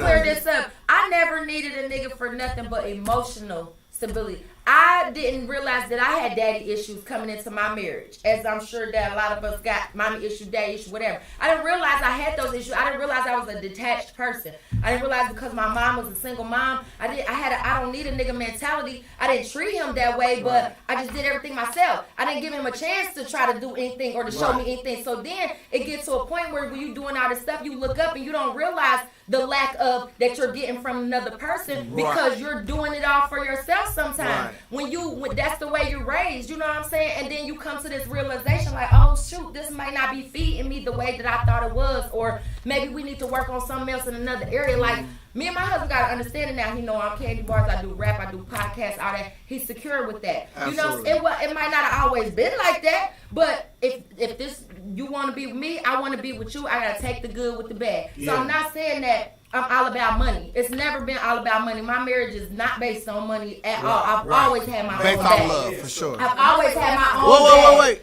I've always had my own bag. But you know, from a woman that always had her own bag, you know what I realized now that I didn't realize before? I do need a break. Even though I can do all these things for myself, sometimes it's nice to have a person say, hold on, wait, baby. I got it. Relax. You see me doing it. Some of these niggas will let you do it. And keep You just be out here doing it. And they just let you do it. He ain't the nigga you But supposed to be with. sometimes when you can do all these things for yourself, you need somebody to just come give you a break, whether that's financial, whatever it is. Kids. Like, with your kids, whatever. So that's all I'm saying. Like, if I'm a financially stable person and I got all this figured out, it's going to be time. I might get sick and fall on hard times. Are you financially literate? Can you pick up where I left off? I might not need you for finances today, but tomorrow I might need your finances to be in order. How can we be in love through that? I can love you. I can love you like I love my sister. I can love you like I love my cousin. They get on my damn nerves. But am I going to be in love with you under those extreme conditions? I don't want you working in those. Under them extreme conditions, can I be in love? But this is the thing. If you Whoa. take me out of my profession, if you take me out of my profession, Wait, I had a job. I had a corporate corporate job. I was making great money. I was working from home. I had a new baby. I was tired of sitting in the house. That put a strain on my relationship. So wake up every day, do 8 hours of work in my house, Everybody and then take care of kids. And everybody need their own thing to do. Me. Everybody need their own thing to do. Where you at now? If my man could financially carry my kids, You ain't got the sauce. absolutely. You way too close. Why the hell would I not sit down? If you can financially carry my half of things, then baby, I'll sit down. But if I'm carrying myself, Wait. ain't nobody gonna tell me to sit down. One mic. Well, killing it. If y'all was to take an average of how much money you brought in for, let's say, a span of your own business, so business fluctuates up and down. Candy Bars An LLC. average of how much money you made over the course of 3 months, 90 days. He said, okay, babe, you are bringing in $10,000 a month. All right, that's how much you bring in. I am going to now bring in the $10,000 a month. And you shall no more work in the strip club. You can go find another job. But I don't want you working there. Okay. Would you quit? I would absolutely respect his wishes. If you can cover it, Wow. you can cover the bills. Wow. If you are a man, And give me time to get back on my feet. and you and go get to to where where we we need need to to be to take a break. And then you got next. But as a man, I would only ask you of that if it was dangerous. Not because Not because you're insecure. Not because I'm making. Well, you shouldn't have insecurities if you in there. If you in One there. thing about it, like, You already worked there. Again, I've been married 30 years. More than Worked in likely, strip you better clubs. there. My wife never said, "Well, I don't want you around them strippers. I don't want you doing this." She knew I was coming home. That money was going on the nightstand. There it is. You know, we good. You know, and that's how things went. Yeah. It was never, you know, oh, are you messing with them girls? Are you doing this? Are you doing that? Y'all gonna tell No. me I don't want you making t-shirts anymore. I would say, no. Right. Now, it was a time when my wife was, she felt. Wait. The speaker look right at eyes and say, "The T-shirt chose me. I didn't choose the T-shirts."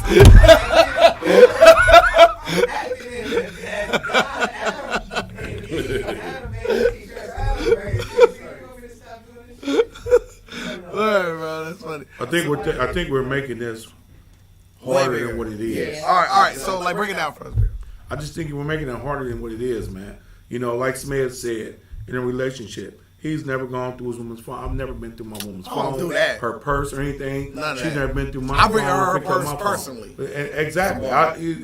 It's trust in that relationship, and then also again, you just build together. You know, again, like I just said, my wife taught me some things, and I taught my wife some things, and we grew together. Absolutely. You know, to where we are today. Absolutely. And if you are patient enough, and by her being young, a young lady, they can grow together, and at some point in time, they can sit back and say, "Look at the fruits of our labor." We've been here 7, 8 years. We've been married 7 years. So I mean, I know that it's compromise, and I know that it's give and take, and it's not all. And the relationships are hard. Relationships are hard. You gonna be in a whole You gotta wake up every day and One decide. mic. One mic. I'ma do One what's best mic. for me One anyway. mic. So One mic. another 15 years from now, you gonna talk on a whole nother level. Well, my son is light Add to that. and Candy. Yes, know you was gonna have relationships are girls very on the hard. show. Was that the fact?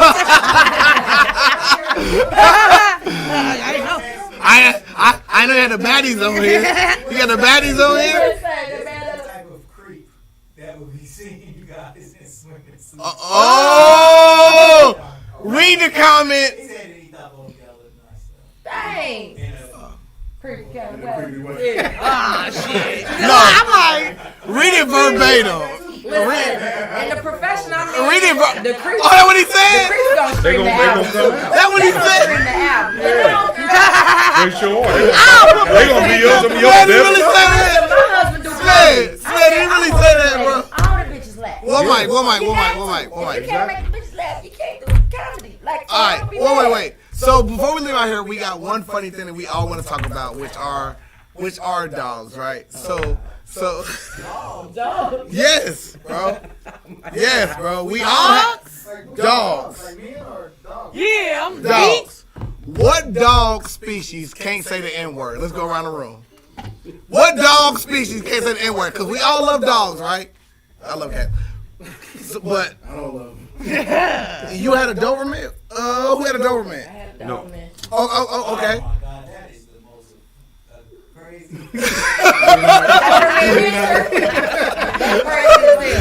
Still scared of them They used to have the most vicious Doberman in the city. All right, wait. Whoa. Midnight. Yeah. He was a boxer. He was a boxer. Boxer. Oh, wait. Vicious boxer. Wait. So we got a room. So was Doberman a racist dog or not? I mean, no, he loved me. Oh, wait. Because every Doberman, every white person got one black friend they like. So you was the one black friend they One like. black friend. Yeah. Everybody, my mama's boyfriend. See, Lord? And what color was he? Doberman can't say the N-word. Doberman can't say the N-word. Doberman can't say the N-word. Okay. What kind of dogs you have?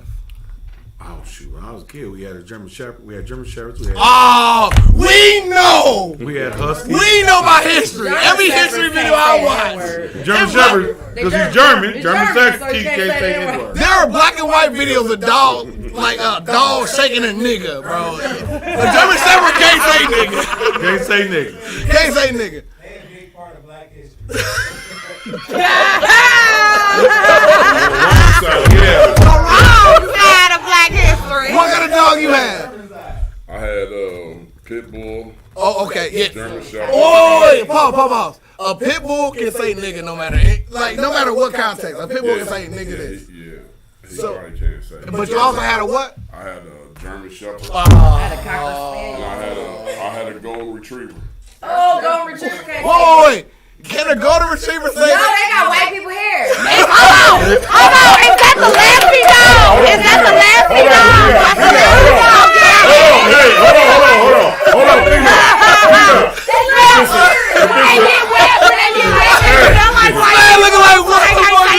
If it's an English golden retriever and they're retrieving the right thing, yes. But if they're the retriever from back in the day, and they was retrieving niggas? No. Niggas. All right. You had a dog. What kind of dog you had? I had a dog. Only by proxy. So if I was in a relationship with somebody, And they had a dog. What kind of dog did she have? A little white dog. He don't even care. That dog was white. That dog was racist. I had teeth and it was white. Damn, how many dogs did you have? I had a pit bull. It's my turn.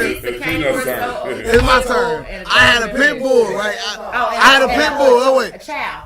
Man know that I am really like a cat dude. Like I really love cats, but I grew up with dogs as well. I ain't gonna lie, bro. I love cats, bro. Like cats are the best. Cats. Yes, bro. I had cats.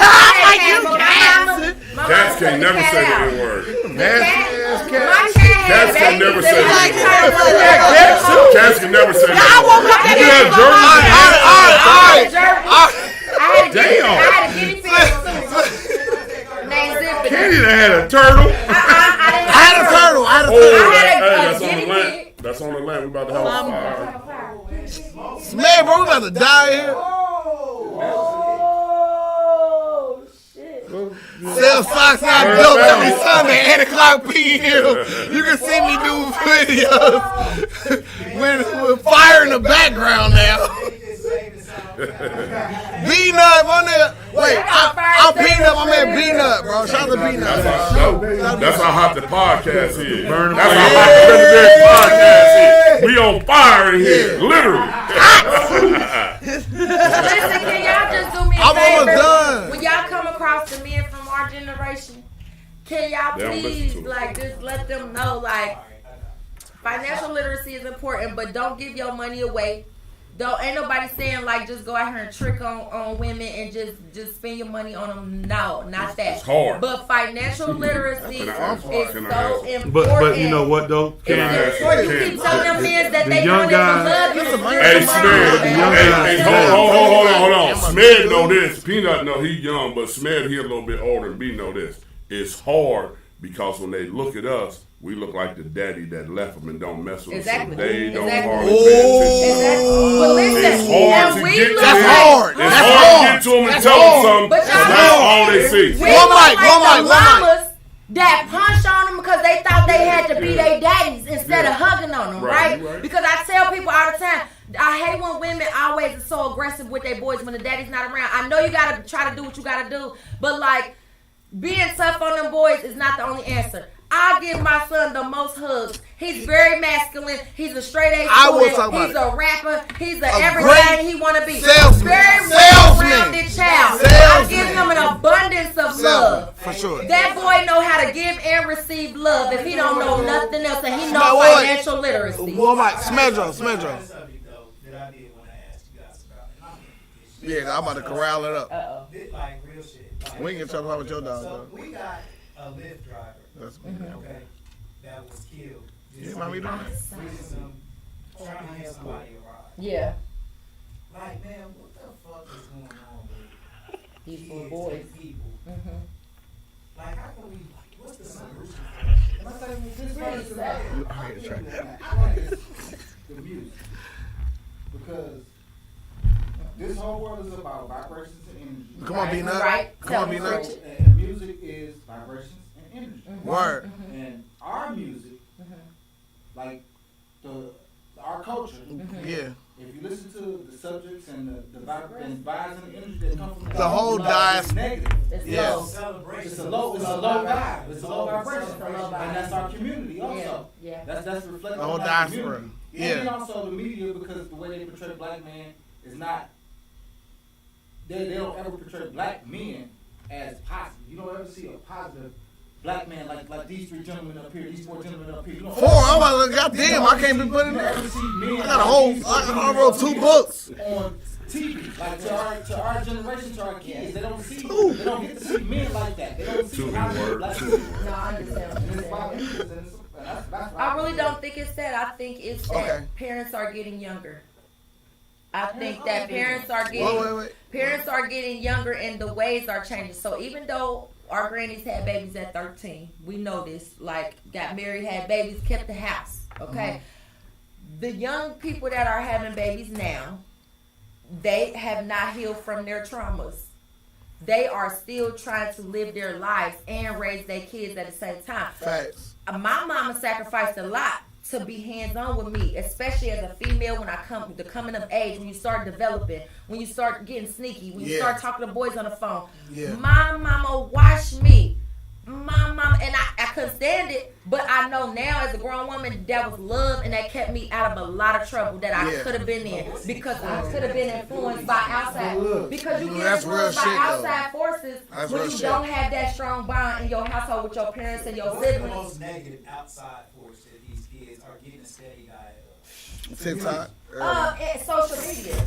But look, It's not the music, it's the social media. They are trying to be who they portray on social media. It's like high school, but to the 10th power. So now you in this high school with the whole city now. Usually you only had to go to Colonel White and deal with your people at Colonel White. You had to be popular amongst those people. And then you had to be popular at Dunbar amongst those people. But now you got to be popular amongst the whole city. And you got next. Wait. Smith. And you doing what's popular and you getting with the Joneses, especially if you didn't have those older siblings that showed you the way. Candy.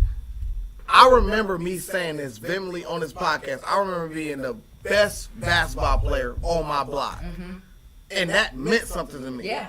And then now our kids, like my son not far removed from this. So yeah, let me date my age. I have an 18-year-old that's about to be 18 on the 12th of this month. Right. And my son grows up with a different type of ceiling than I did. My ceiling was, I'm the best player on my block. I'm better than anybody. If I see Kobe out there doing this move, I see LeBron doing this, I'm like, bruh, I can still do this. My son grew up with a ceiling, bruh. He literally could see somebody 2 years younger than him taking off on from the fucking free throw line and dunking the ball. Because their parents financially literate and they put them in them camps, right? When they were 6, right? I'm just saying, that ain't all No, wait. That's what he's about to say. You know I'm trying to come back to financial literacy. Because I think talk. Back and forth. It was like it's the parents. Talk. So when I started coaching kids, the thing that broke my heart the most, because I was one of those people that believe these kids just need a strong voice and a chance. Some of them just rot. Some of them trash. Some of them, no matter what their circumstance, not athletic, they're going to go left. And it broke my heart to see a 5-year-old just grow up and be that. You see his brothers and sisters and his parents is cool, but you just say, hey, don't do that.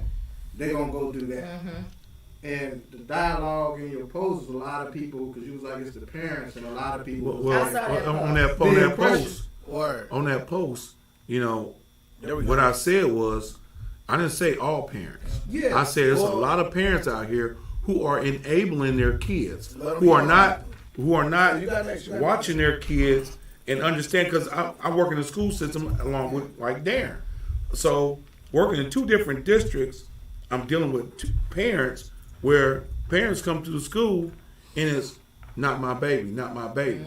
And now with Big Brother everywhere, and we're not really allowed to show them, but then sometimes I've been like, look at little Ray Ray.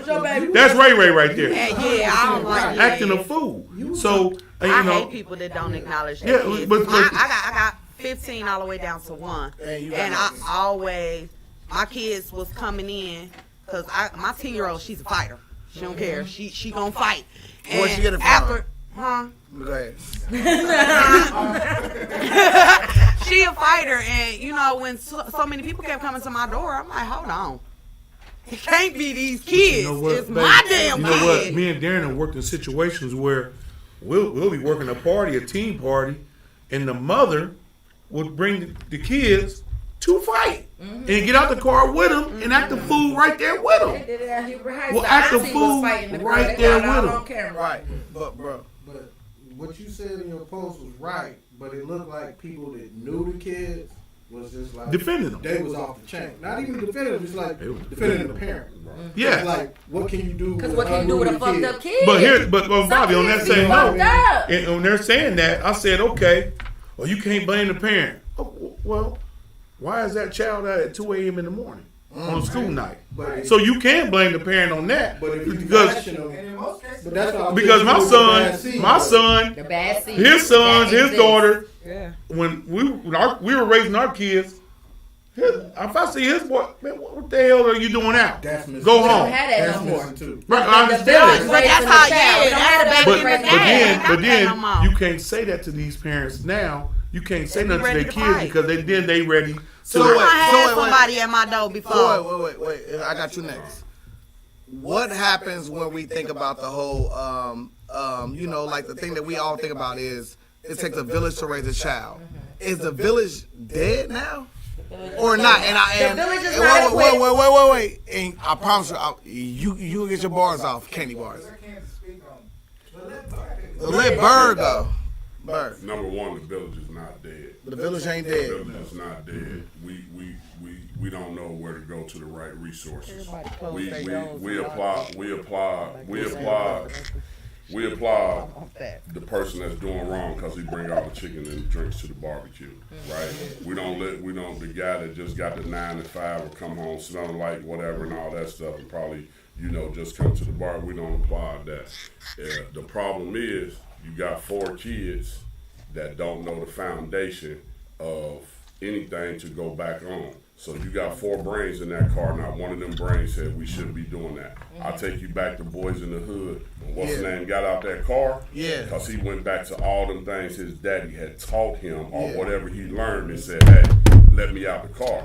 Ice Cube looked at him and said, I understand. And let him, you know what I'm saying, let him out the car. Even when he came and talked back to him the next day, he said, I understand, I know why you got out of the car. But for me, how I'm living, I probably ain't gonna make it to see, you know what I'm saying, whatever tomorrow. So I think the village thing, it's about they run away. You know what I'm saying, the music or whatever, because the same way we learn A, B, C, D, E, that's how we learn. So if you keep on listening to that drill music, that Chicago, whatever, you're going to be inspired by the things that they say, no matter what. You know what I'm saying? They don't have enough intelligence. Like when I'm listening to your music, they wouldn't know you was married, that you had kids. You see, because they don't. But no, what I'm saying is they don't know how to break down that this is music. I'm a real person. They don't know how to break down the music and the beats and the words and stuff. And some of the stuff that you be saying or whoever be saying, they missing something. So I think it was a failure on all parts, like I said on him. It's the parents, it's the school, it's the community, it's the person in the family that ain't never, because you get on my nerves, but I ain't going to stop and tell you wrong. You see what I'm saying? That's I'm just how going to they let are. you be that That's just how they are. So that's why the village look like it's broken, but it's a lot of people that's out, you know what I'm saying, trying to do something. But like Carrie said and Smith said, Smith said, I got a culture because it's the parents.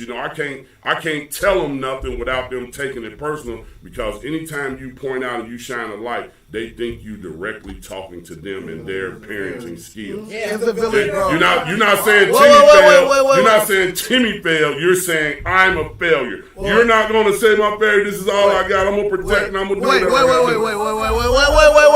Wait. B. I promise you, bro. I promise you, B. You get a chance to. Because we're talking to two different coaches right now, right? Y'all are the village to me. Like we all been a player at one point in time in our life. Some of the biggest draws I have is from, not my dad, because my dad wasn't there, and shout out to my stepdad that was there, shout out to Rex Neighbors. But at the end of the day, it's like, the village is still a thing when it comes to coaches. Yeah. So can you really say the village is broken? That's why we put our boys in sports. When they don't have daddies, we put them in sports because we don't know what else to do. We want the coach to get in their ass. We want the coach to say, toughen up, quick. Is that the village? We're not scared of that. The real mamas that appreciate the help, we appreciate y'all coaches. We don't interfere when y'all do what y'all gotta do. It's the mamas that be enabling their kids. And because all that social media. But my son. Wait.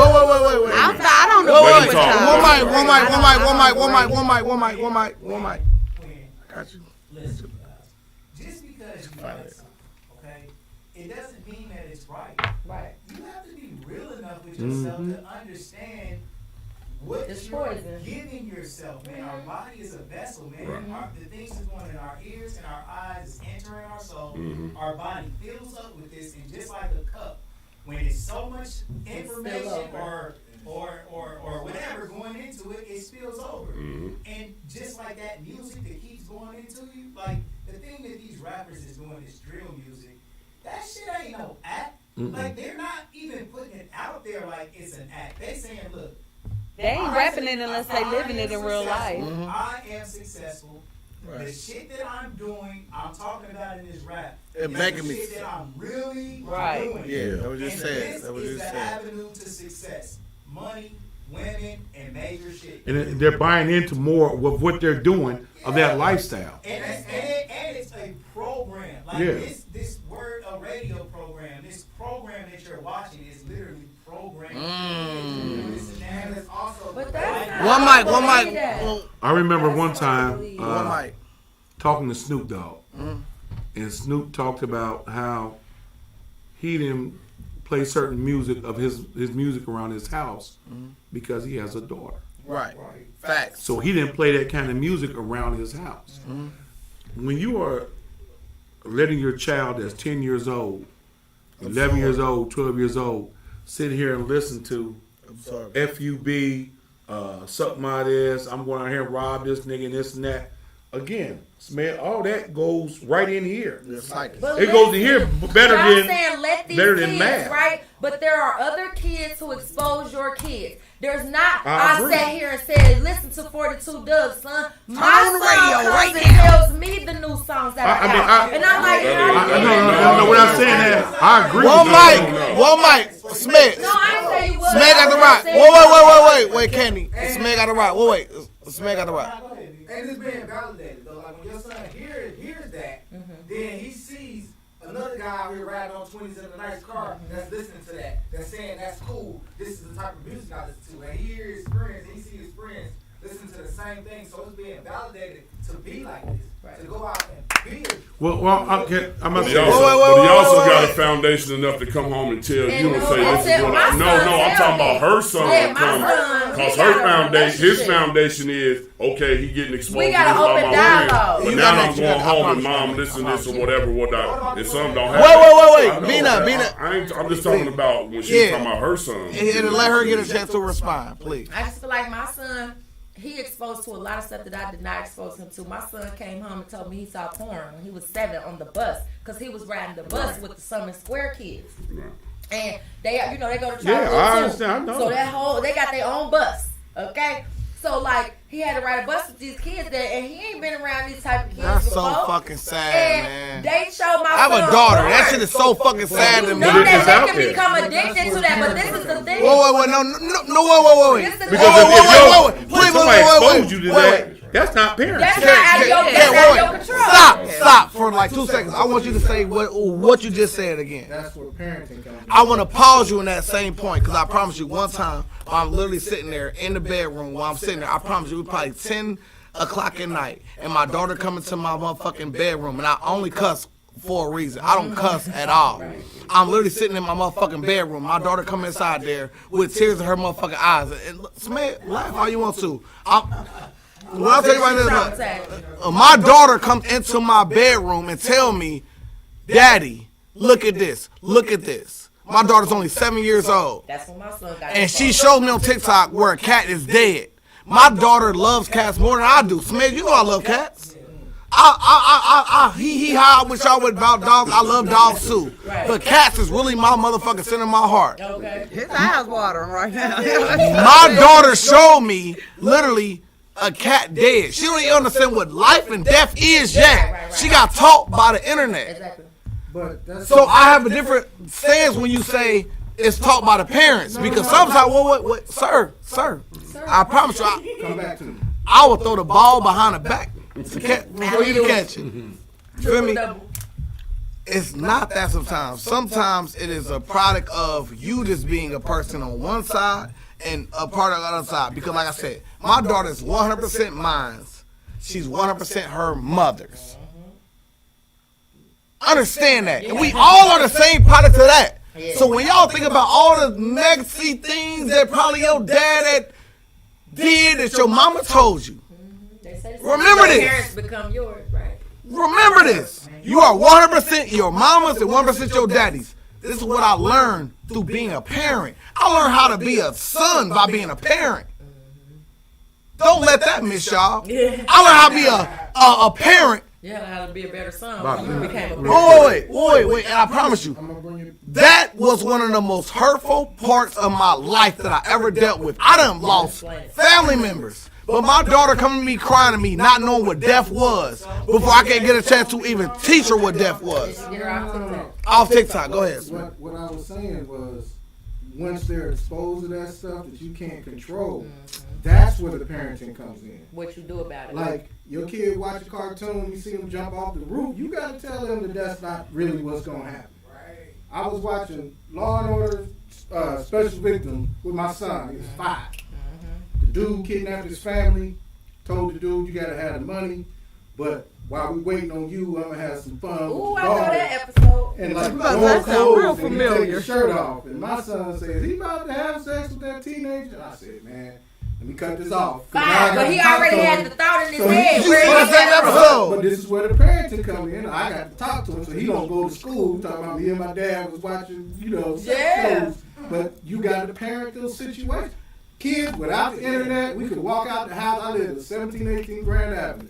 I could walk out the house and see somebody in the shower. I received that. Or whatever. I received that. So, parenting, that's what parenting is. I received when kids that. are exposed to these things, I received your that. job as a parent. So thank God I was there to walk her through that. Thank you, bro. I received that. Thank you, bro. I couldn't do that about the little boy showing my son porn. But you can one mic. That's not what you, of course. That's not what you're supposed to be Of course, but you know once you wake a young man's sexual appetite, that's hard for a mother. As a mother, how do you control that? That can become addiction real easy for boys like y'all. Start way earlier. B-Nut.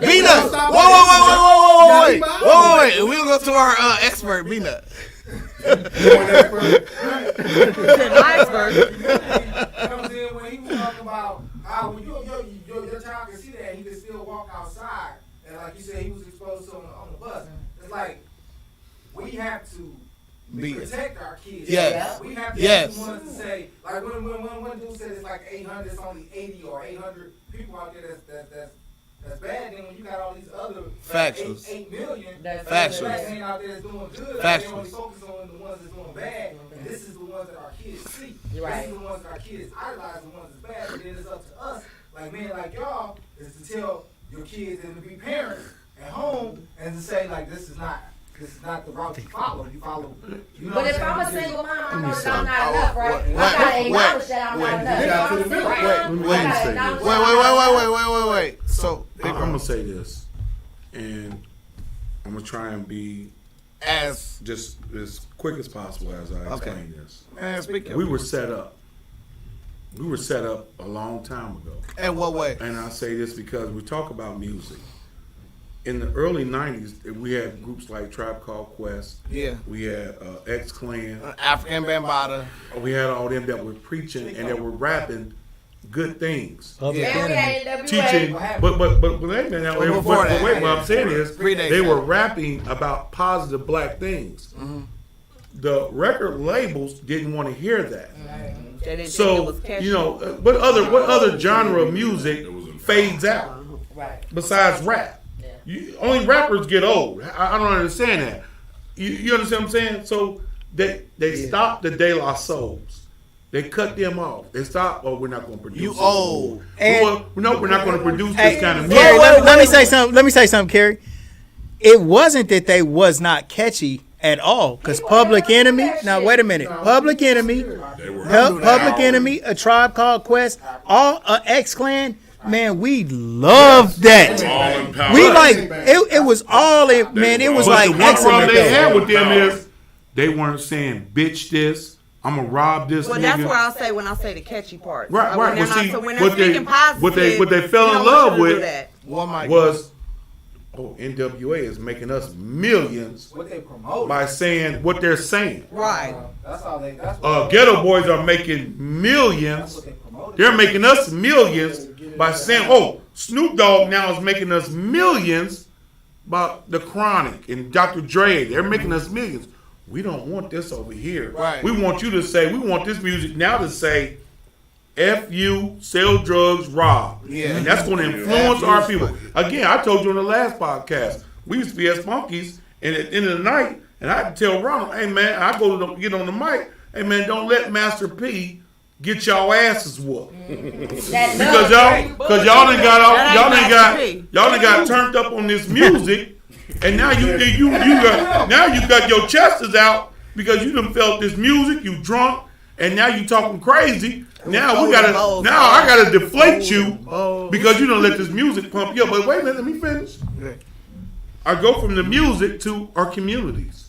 Our communities have failed us. Remember, back in the day, we had rec centers that were open. Right after school, these kids could go to a rec center. They had positive. We have public real schools. shit. They had positive people Roosevelt in these rec centers. I'm a Roosevelt that were baby. positive to these young people. I'm a Roosevelt You baby. understand what I'm saying? Now, see, understand this now. Say the lunch truck. We used to love the Lunch truck. The book truck too. The book truck too. The book truck too. Like KRS-One though. But listen, Roosevelt. Now you gotta pay the kids. Gotta pay. Roosevelt comments. Get the fuck out of here. But wait a minute. Now my grandma will fucking spit on y'all. Kids just can't go in there right now. Man, any Bonaparte, man. Kids, no, it's not all boys school. But Roosevelt, the rec center now, you just can't go in there after school and play basketball Roosevelt because they rented it out to people in Centerville. So the Centerville basketball team comes in there and they practice. So now that takes away the from boys, because my daughter on the girls basketball team. And Can I pause the story? Listen, can I pause the story? Like the rec centers out in Centerville because they don't have rec centers. Oh yeah, we got So they come over here. Can I pause the story, Smith? So what it does is it takes away from our kids. So now that's where the kids that grew up that shot and killed the Lyft driver had nowhere to go from the ages of 12 Can I please? 12 to 15 years old. They had nowhere to go, nothing to do. Wait. When you got a 12-year-old and say, Wait. They closed it down. Let's start there. They closed it down. Let's start at that. Wait. Go ahead, because that is a great talking point. Is like the Lyft driver who died in my hood. I grew up in that same hood that we talking about. I was the same kid that could have been easily disposed to the same type of social influence of that same block. So I have a different. I'm from 212 Lorenz. Okay. But Peanut, I'm gonna ask you this. I'll give you an example. You got some 12-year-olds. They get out of school at 2:45. So the 4 of them say, "Hey man, let's go to Roosevelt and play basketball." 2 of them say, "I don't have $5 to get in there." So what do those other 2 do? Are the other 2 go in there and play? What those other 2 gonna do? Because their parents aren't at home. Right. So what they gonna do? Wait, please. So then you got this. Then you got little Ray on the block. Cause I gotta do a Westwood talk. Right You got little Ray on the block saying, "Hey, come over here, little nigga. I got something for you. Come get this paper over here.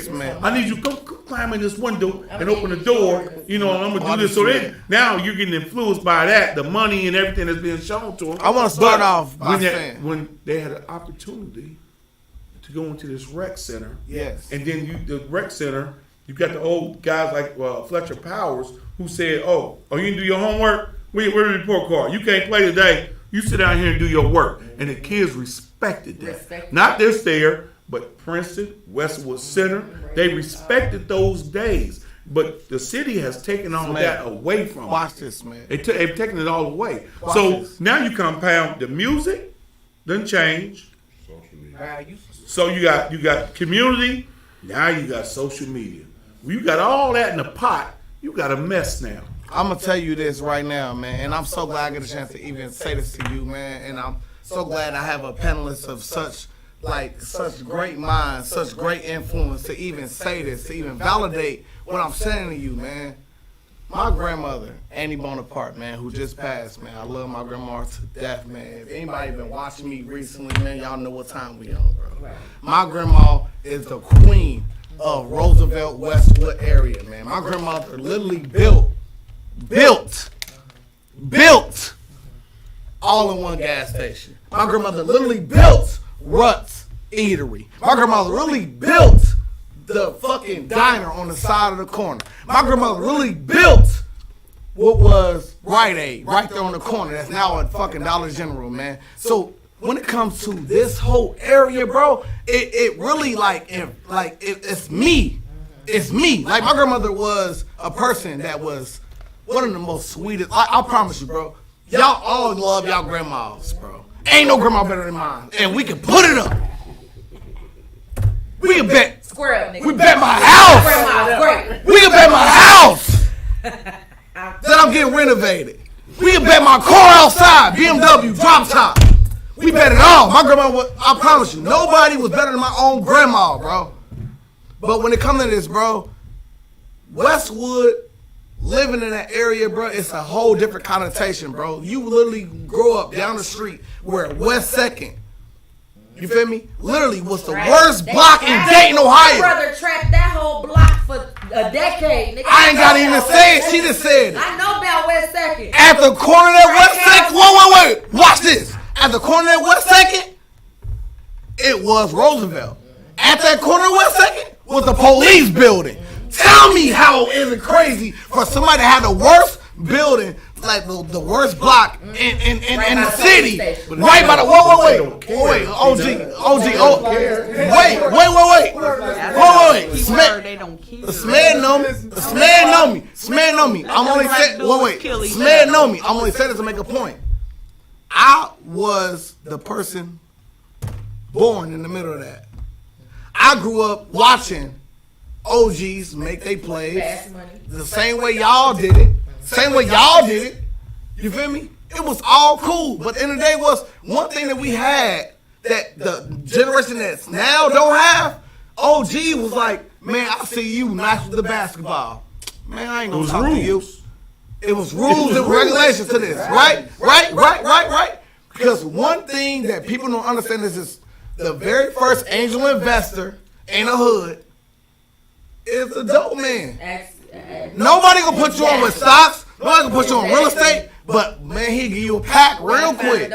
But one thing I loved about y'all era was when y'all see a nigga that got some shine, y'all let him. What you doing out here, boy? Get your ass on. Exactly. What you doing out here? I better not see you out here no more unless you got that ball. You know, like, we talked about this last time.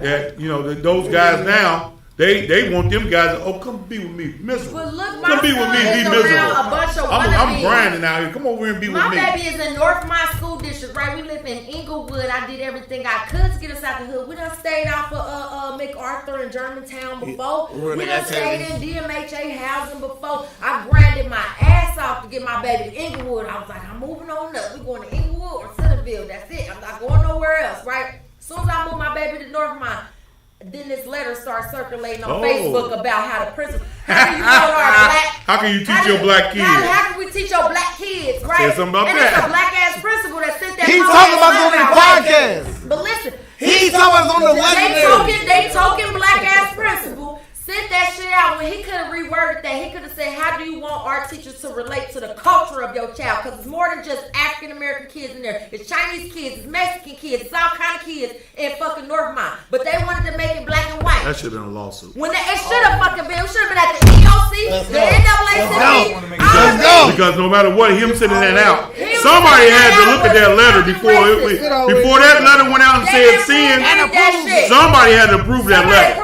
So look, it hit Facebook. So then I'm like, now I'm in a hard place. Just say his name and somebody else put that shit on paper. A white person. I want to take my baby out of Trotwood so bad, right? Because I hate they sports system. They all about to motherfucking win. I don't care what nobody say. I'm sorry. I'm just talking about my experience up to 7th grade. My baby is just now in 7th grade, so I can't speak on the whole program. Yeah. But what I'm gonna say is, when he was with them lumpkins on down, they about to win. When they inject this mantle because they weren't doing the right shit with the money, they had 33 kids on one football team, knowing only 11 kids gonna make it on the field.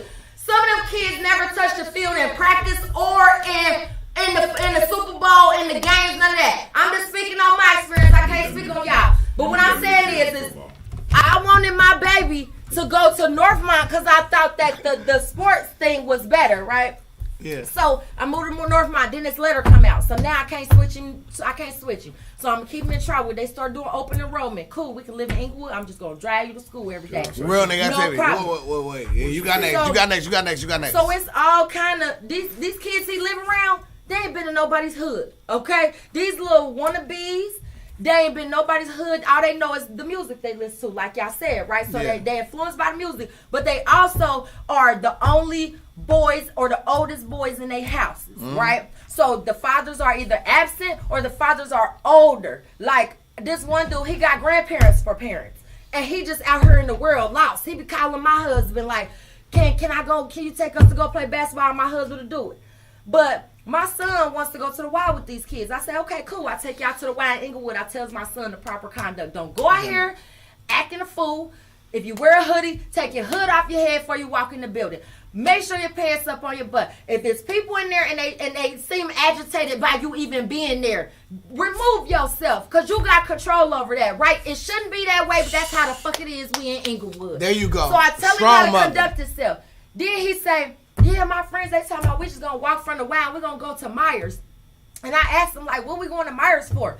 And he like, yeah, we just gonna go in there and play around. We just gonna walk around. He like, man, ain't nothing to do in Myers but steal stuff. There's not nothing in there to do fun. They want to go in there and steal stuff. I'm not going with them. But that's because that's how I raised my child. Thank God. Right. Thank God he the only boy in his house. He could want to go out and do some follower shit with them. But I was able to convince him that, hey, they wannabes, okay? Them niggas ain't never been in the hood. You been in the more hood than they have, and you won't even act like that. So don't pay them no attention. And he listened. So but oh my God. We got some comments.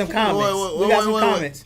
Yeah. Comments. And then y'all got next. Like, just so everybody who's engaged. Now, Will Smith done checked in. Shout out to Will. That's my guy. Man, what's up with you, bro? Man, congratulations on getting that presidency. Love you, bro. Man, better do something. Yeah. Love you, bro. So Will there said, you go. He said you better do something.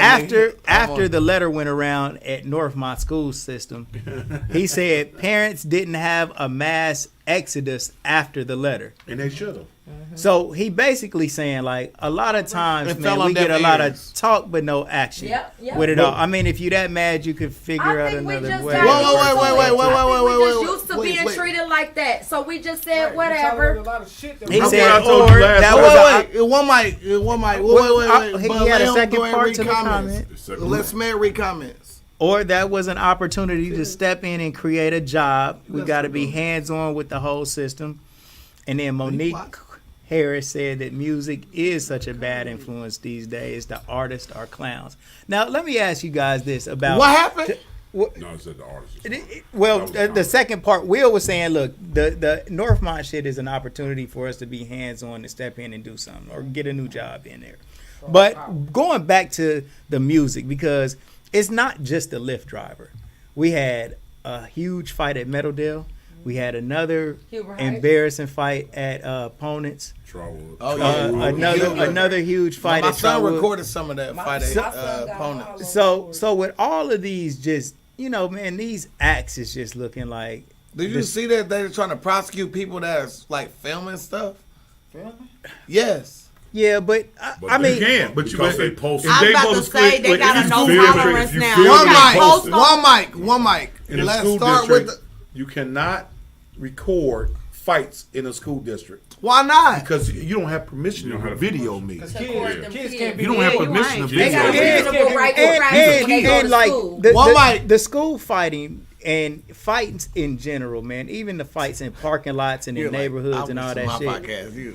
Man, the shit it just don't make us look good, bro. I don't like this shit, man. Plus because of the foster care and wards of the state. That's the number one reason why you can't post nothing in the school, because some of them kids is wards and foster kids and all that stuff. So you cannot post, and you can't post and put nothing on without my permission. So when them kids were sharing, that's what's against the law. So I'm gonna ask you. You can record something and have it for your own personal. I want to post a question. But if you post it and somebody's underage and stuff in there, then I want to post a question. Where will we be if George Floyd's death was not documented? If it wasn't put like one at a time. One at a time. Where will we be? Wait. Where will we be if that was a rule of someone literally being killed on film? If we couldn't release the tape. What about Rodney King? So you ain't go back far. Are you asking if things changed since the video was released? Right. Or is that what you're asking? Do you think them being able to show the video made a difference? Made a difference? Right. No, Yeah. I don't think it made a difference because they still killing us. Yeah, I think it made a difference. We had so many incidents after him. One mic. Well, what I'm saying is one mic, they're guys. still killing us at a high rate. They're still disrespecting us.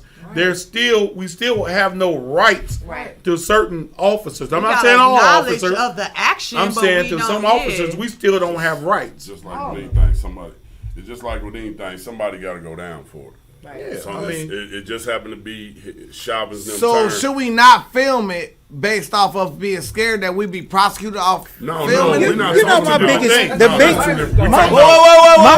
underage. We talking about kids. My biggest problem with them filming it is not that they filmed it or even that they shared it, but they filmed it instead of helping. Exactly. That's the problem. It's like, bro, not enough people trying to My daddy is a whole substitute teacher, and this boy that is a troubled ass kid, 7th grader, troubled boy. I just think they could have got a whole helped, house arrest ankle bracelet on.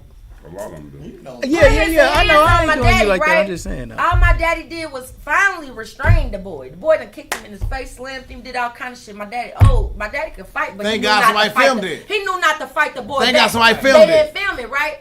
So he had to. By the time the kids was laughing, the kids wasn't breaking it up. So he had to restrain the boy until somebody came. And now because he restrained the boy, they put his unemployment on hold. They suspended him without pay, wrong. and he had to fight this whole case over this boy who had just came back from school after putting his hands on a teacher before, a female teacher 2 weeks before that. Because they knew he was a problem.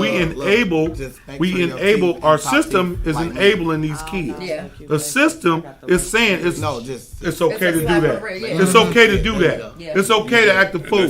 I had a conversation The other day we were in a study table, and I'm talking to my football players, and we're talking about the situation that happened at Trotwood, where the parent brought the kids to the school to fight. They couldn't get in through the front door. She took them around the back door. Somebody opened the door, let them in, right?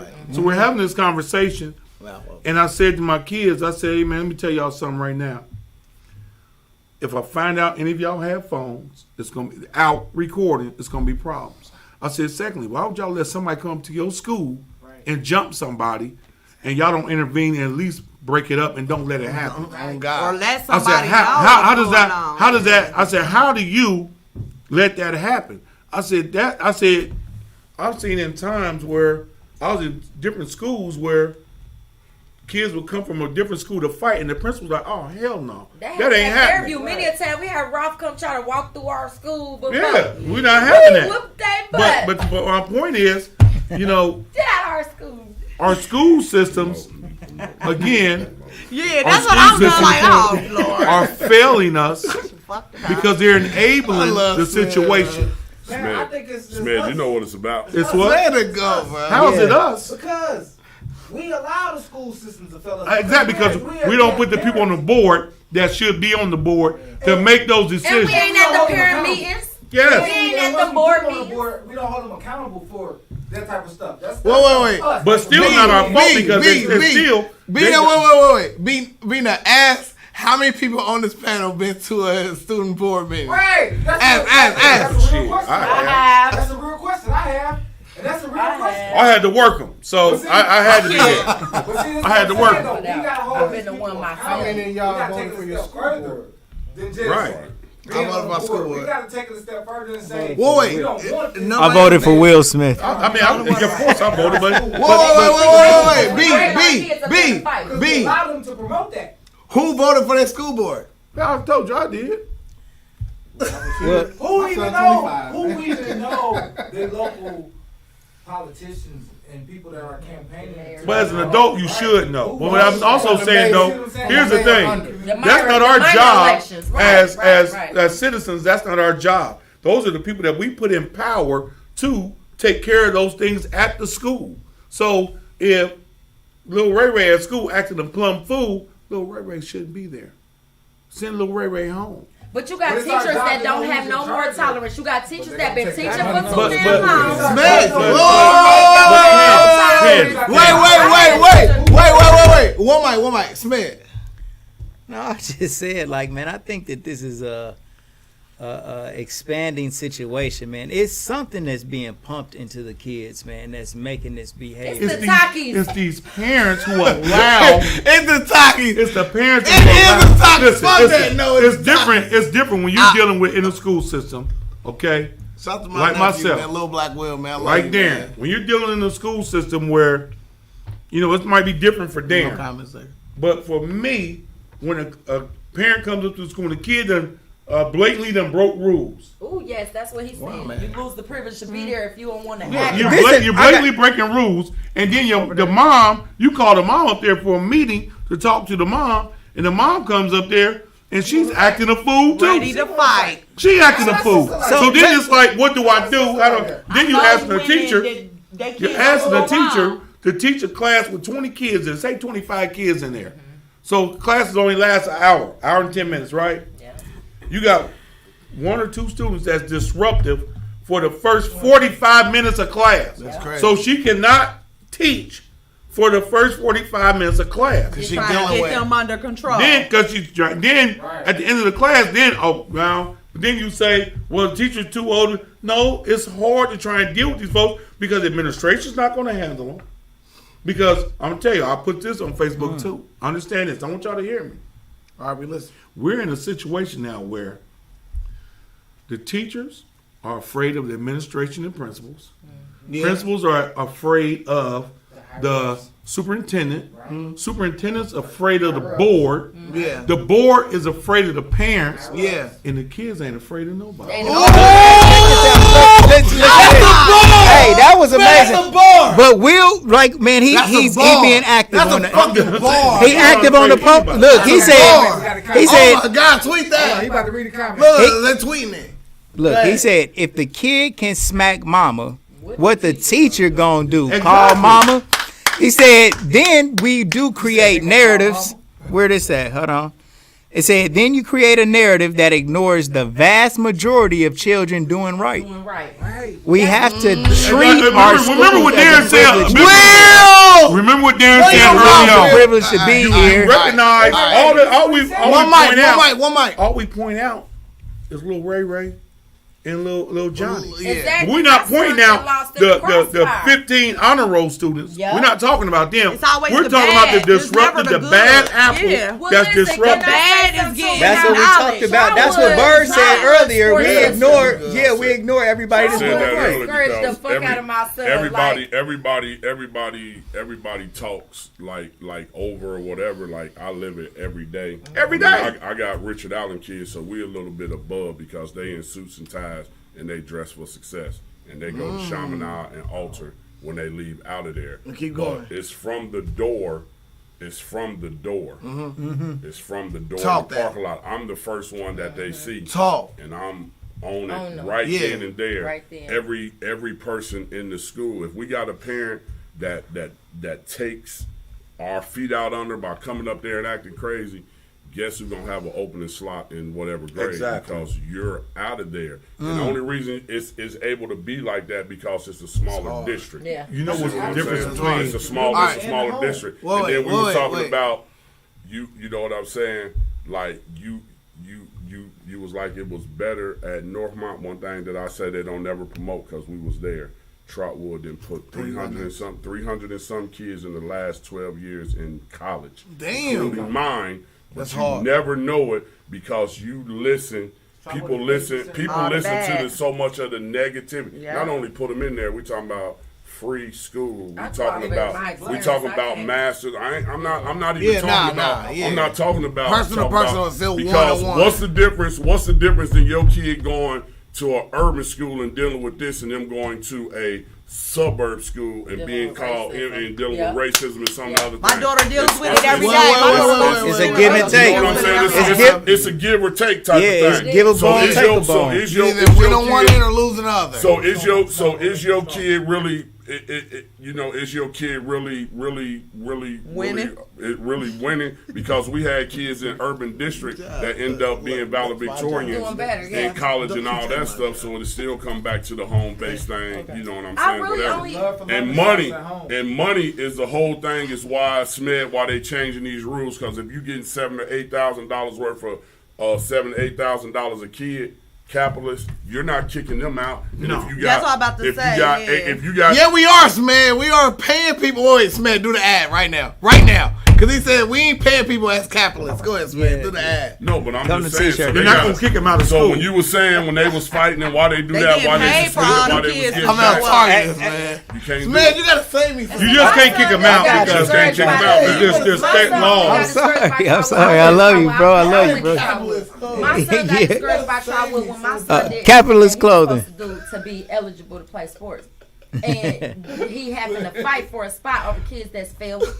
Kids that's walking down the street busting car windows out with bricks and shit. Like, he having to fight for a spot because Trotwood is about the win. Well, That- I'll say this, that Candy. age group, I Candy, can't speak for those high guys school at that, level. your son's age, Candy. at that time, what was he, 10 years old at that time? 10, 11 years old? Oh, okay. Now, Yeah, understand I saw this. Even though, keep saying Ray out there busting windows, Yeah. as a coach, we're still trying to save Ray. Yeah, but Still trying to save Ray. So we're not, because now my son gonna act like Ray. So now my son saying Ray getting rewarded for doing dumb shit. Why I'm gonna keep being a good model citizen when Ray getting rewarded for doing nothing? Yeah, I mean, but y'all make it hard on me when I gotta explain to my son why he doing everything right, but Ray getting all the attention. But Candy, listen to this though. Listen to this. They already working at a disadvantage. That might be the only thing people like us that played that really saved their life. If he's stable and got two parents or whatever, that little disappointment, he gonna be all right. But that kid like Ray or whatever, not being there and busting windows and not being a part of that, then he is going to listen. Hold on.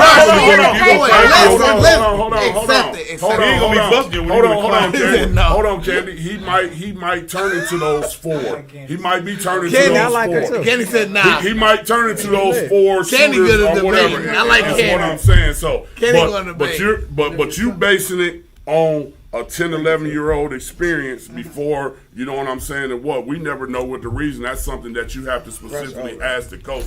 Why didn't this? You know what I'm saying? But this is the thing: when you in 6th and 7th grade, when you going from elementary school to middle school to high school, that's a very impressionable time on a young man. If he's interested in sports and he's good at sports, and he's doing all he's got to do. He's got his good grade. Who said he was good at sports? Hold on, I'm not. Am I right, Can Smith? I say something though? My kid was good at sports too. Can I say something though? I kept the books. I know my son's statistics. I'm not gonna sit up here and big my son up and be like, so can I finish my point? Can I finish my point? Y'all saying that Ray needed more, right? But y'all gonna turn Pierre into a Ray because y'all gonna give Ray all of this like Pierre ain't do. You ain't gonna let him. This is what we do in the black community. We are mean. We can let women reward and we pacify bad behavior. We baby them kids. We give them all this, and we do all this extra attention, thinking, okay, this kid got straight A's. This kid is independent. He don't need no attention. But this kid might be 2 seconds away from being a Ray. His sports might be the only thing keeping him from being a Ray. Right. Having 2 parents don't mean shit. My husband was a Ray. He had 2 parents. Great home. He chose to be a Ray. So my thing is all because he didn't make the basketball team in 7th grade. That could have been my son. So all I'm saying is I understand Ray needs that extra love and attention. But my son need not to be counted out when he's doing everything right. Yeah. But at first,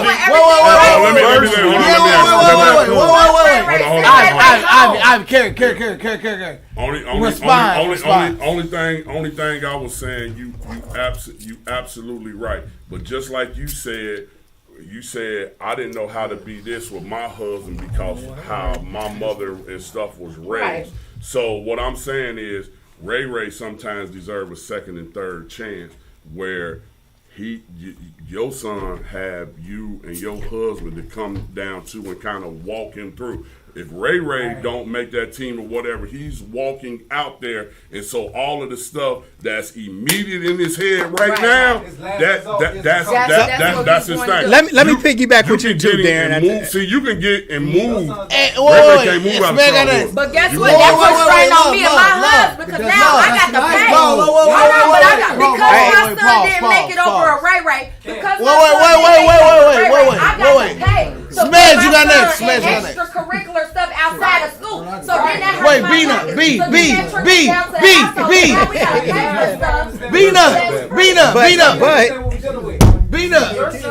Yeah, let Bina go. Parents at home. Right. Ray don't. Right. Ray only got that coach that care about him. Right. That's the only person that care about him is that coach. Yes. Your son has a mother and a father and a coach that cares about him.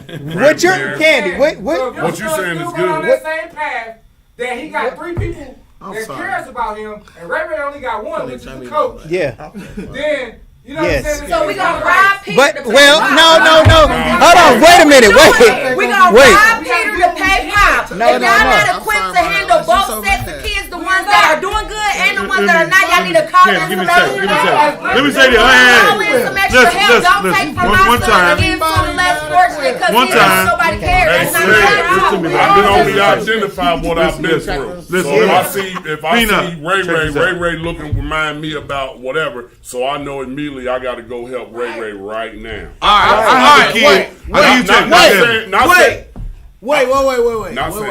had a kid. Here's the situation. Oh, when he was 10 years old, oh God, I know. Children's Services came and took him out of his home, out of Columbus. His mother was a drug addict. Oh, yeah. His daddy was a drug addict. Yeah. His daddy went to jail. I know this. The grandmother took the other kids, right? Grandmother took the other kids. Okay. The grandmother didn't take him.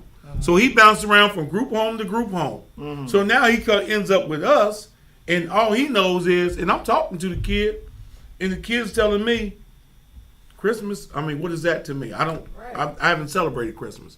He said, F Christmas, birthday. He said, I don't get no birthday cake. Right. The kid at this point now is 16 years old. And so now he's so into him thing where, like, nobody cares about me. And I'm trying to tell this kid, hey, man, I love you. And I'm going to be here for you. I'm going to try to work with you. Now I got this other kid over here who is, his mom's a single mom, but she provides everything for her son. Yes. She providing everything for him. But wait. And she's giving him, let him keep going. She's giving him mad love. But then we got this other kid who does not, he's a newborn kid who does not know how to, he can't handle adversity. He doesn't handle it well. He quits. You get on him, he scars up, you know, man, F this, bro, stop talking to me. You got to chip at that. And you got to keep trying to fight through to try and change him. Because the kid that's headed in the wrong direction because he feels nobody loves him and nobody cares.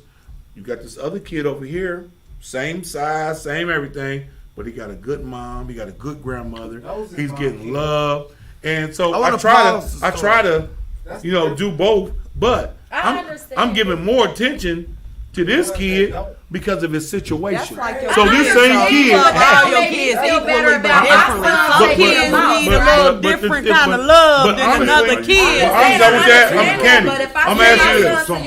I'm gonna ask you this. And that's my child needs the most love. Other kids understand.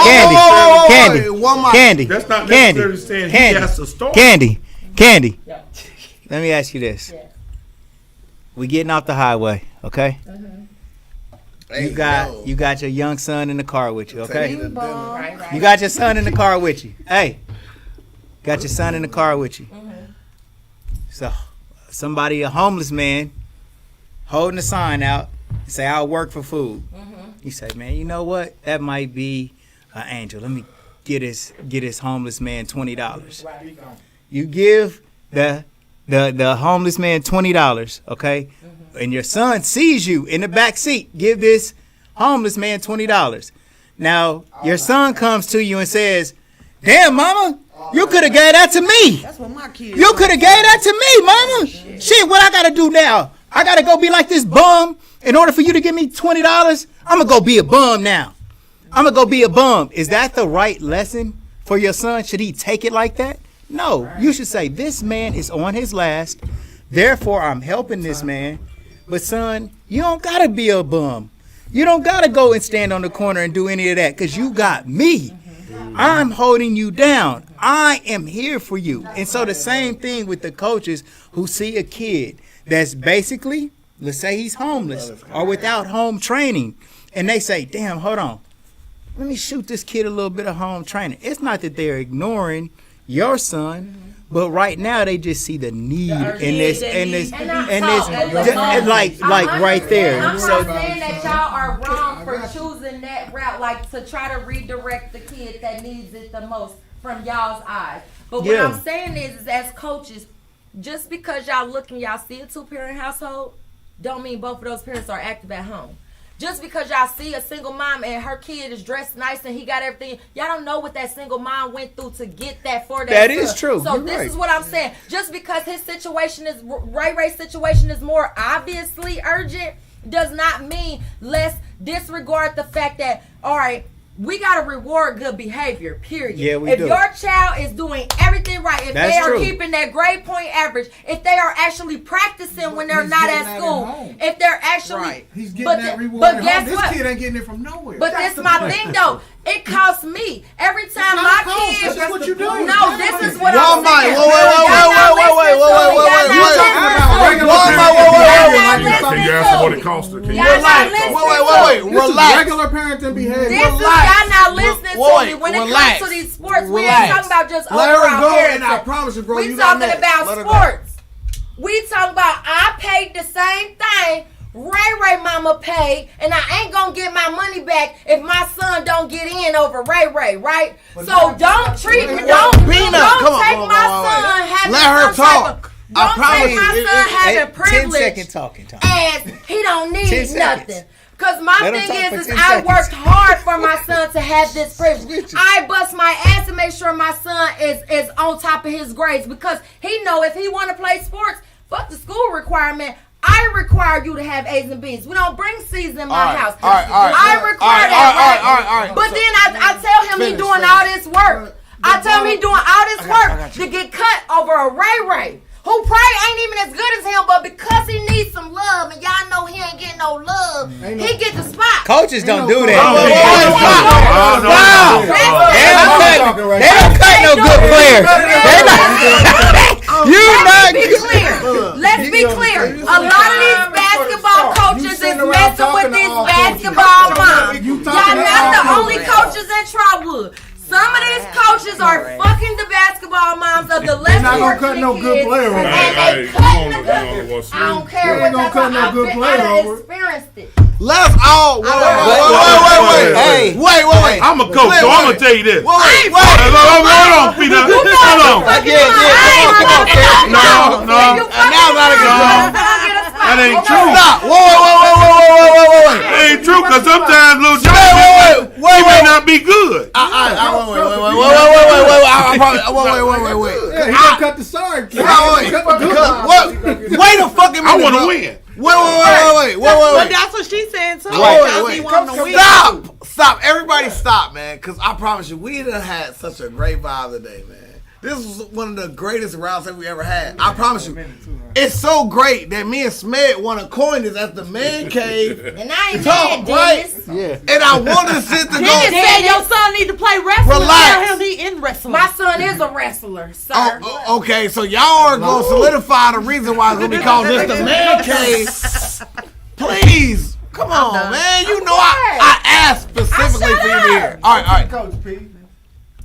Please, can we please keep this shit cordial, man? Like we cordial. Yeah, we lit. You know black folk just talk loud when we passionate. We is cordial. I love y'all. Go ahead, Carrie. What you got? I'm saying as a coach, I don't see coaches doing this.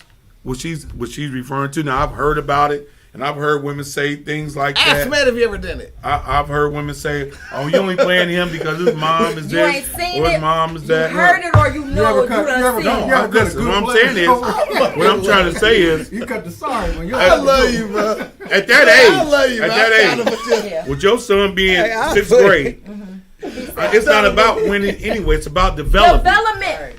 It's about development, but also understand on the basketball team, you can only have 12 players. Exactly. With one ball. Exactly. So, you gotta go out there and show out. And then with all that, adversity comes in with sports. Mm-hmm. And you have to learn at a young age how to deal with adversity with getting cut. Michael Jordan got cut. Mm-hmm.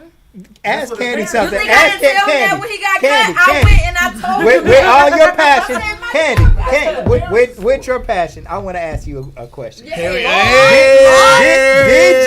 Did you ever talk to the coach about your son's playing time? I told my son to do it because he's in 7th grade now and I'm trying to teach him. But before that, coming up as a baby. Coming up, yes, I asked him, can I have my motherfucking money back? That's all I asked. I'm not going to tell y'all how to run y'all organization. But if this how y'all do shit, give me my money back. When I'm seeing, when I'm Candy, all right, hold on. Let me stop you. No, let me stop you. That is why your son didn't get a chance to play as much. Yeah. No. You can Look at this. Nothing. I know as a coach, I'm gonna say this. Candy, you might have handicapped your son by being too aggressive.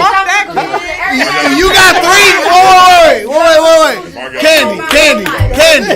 Candy. You got 3 coaches in here, and you just. As a coach, I would be like, and I've done this now. I've done this. I never even talked to them coaches. My husband goes to the practices. My husband So let's be clear. I'm sure they heard you. I'm sure they heard you. Can I finish what I'm saying? At the end of the day, I didn't have to talk to no coaches. My husband handled that.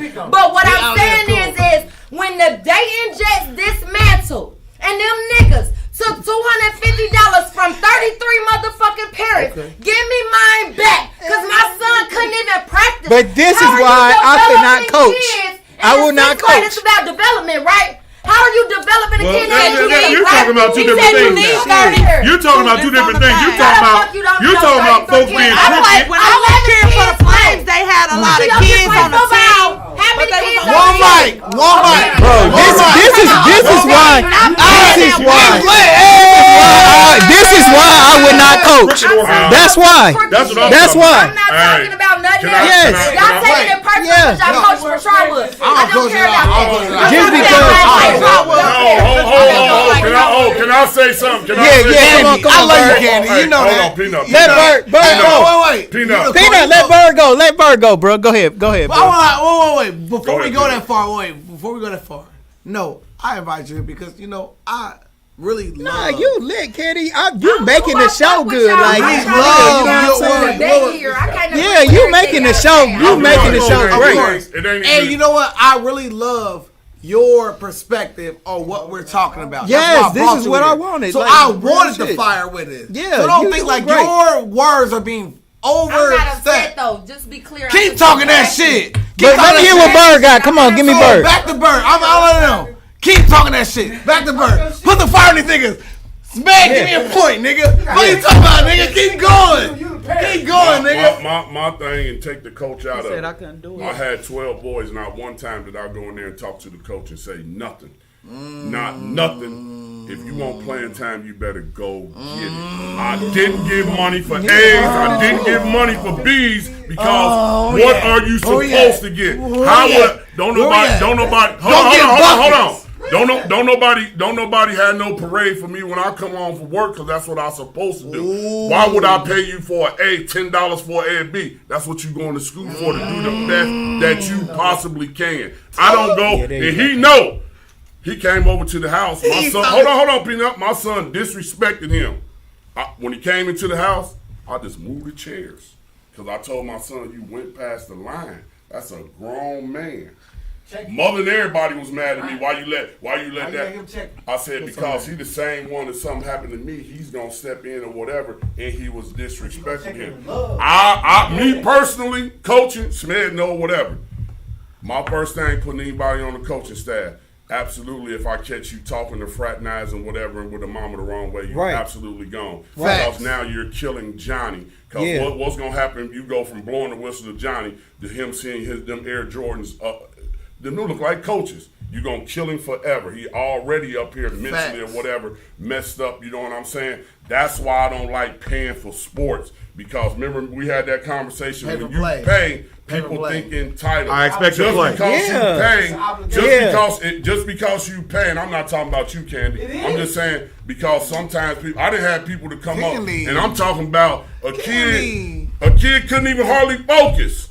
But think about it though. When you pay your money, you expect it. What I'm saying, I'm gonna get your ice on. If you pay your money, you go into what you know better. I thought that's why. Wait a minute. I agree. Wait. I'm playing. My kid didn't get no development that year. I spent $400. You come out with the Jets? No, with Trotwood. The Jets came and took all the spots from Trotwood except Lou. You know the ones that always get their spots, Tyler and Mike. You already know what it was. They already had their starting team. I'm cool with all that. This is football. I just wanted my son to get some development. I don't care about none of that. When I go sit at this practice, let her go.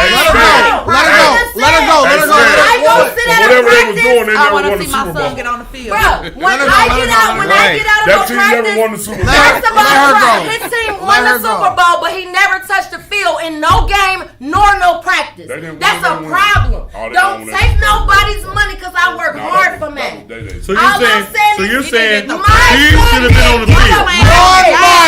One mic. I don't care if he got to play. One mic. No development. It was 33 kids, right? We couldn't hear you under the. You running with your bad organization. Candy, she could have been a bad. She could have just been. We thought you said he didn't play and they cut it. I wasn't saying that. Turn look. That's what you said. Wait. I thought she said he played and got cut. I didn't know Stop. Nah, but no. Wait. Everybody wait. Turn, look, Smith, question. All right, hold on. The comment section is going crazy right now. So wait a minute. Let's read some of the comments. All right, so we got going back a little ways, man. Sports taught me a lot. Hey, cheerleading dance. That's my baby Gigi De Niro. What's up with you, Gigi? GG Metal Deal. I couldn't do it. CJ All Stars won big competitions. Boo right here, haters. We judge women on how she is dressed, but I walk into multi-million rooms in my cool grays. What you hear to me? Tells me the comments going, what's going on? I'm just tuning in. She want her bread. Look, all right. So listen. Back to where we listen. at. Back to where we at. There are bad organizations, so we can't. Hold on, Candy. I want to give you. I want to give you flowers. I'm giving you flowers. I'm agreeing with you, so do not get mad. What is wait, do it again. Boy, Smeg. I got it on tape. Do it again. What is twins activate? One more time.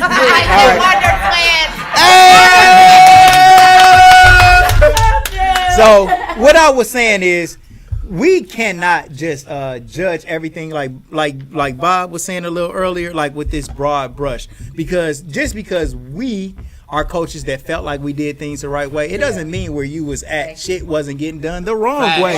And I've heard fucked up stories about other programs of things that I wouldn't do. I'm not gonna go and sleep with none of my parents. Period, point blank. None of them. Just because I felt like it'll be too awkward. Yes. And I do think that doing shit like that is kind of like... makes you biased. Well, not even makes you biased, but the point of like... let them go. You are like... you kind of like being sneaky towards a kid that you on a team, hiding some shit from them. And like them kids... you've been hypocritical. These kids are your best friends when you coaching them, bro. It's like for real. And then now I'm fucking your mama and I'm not telling you. It's like now you become this fake ass nigga and not no coach anymore. So just me.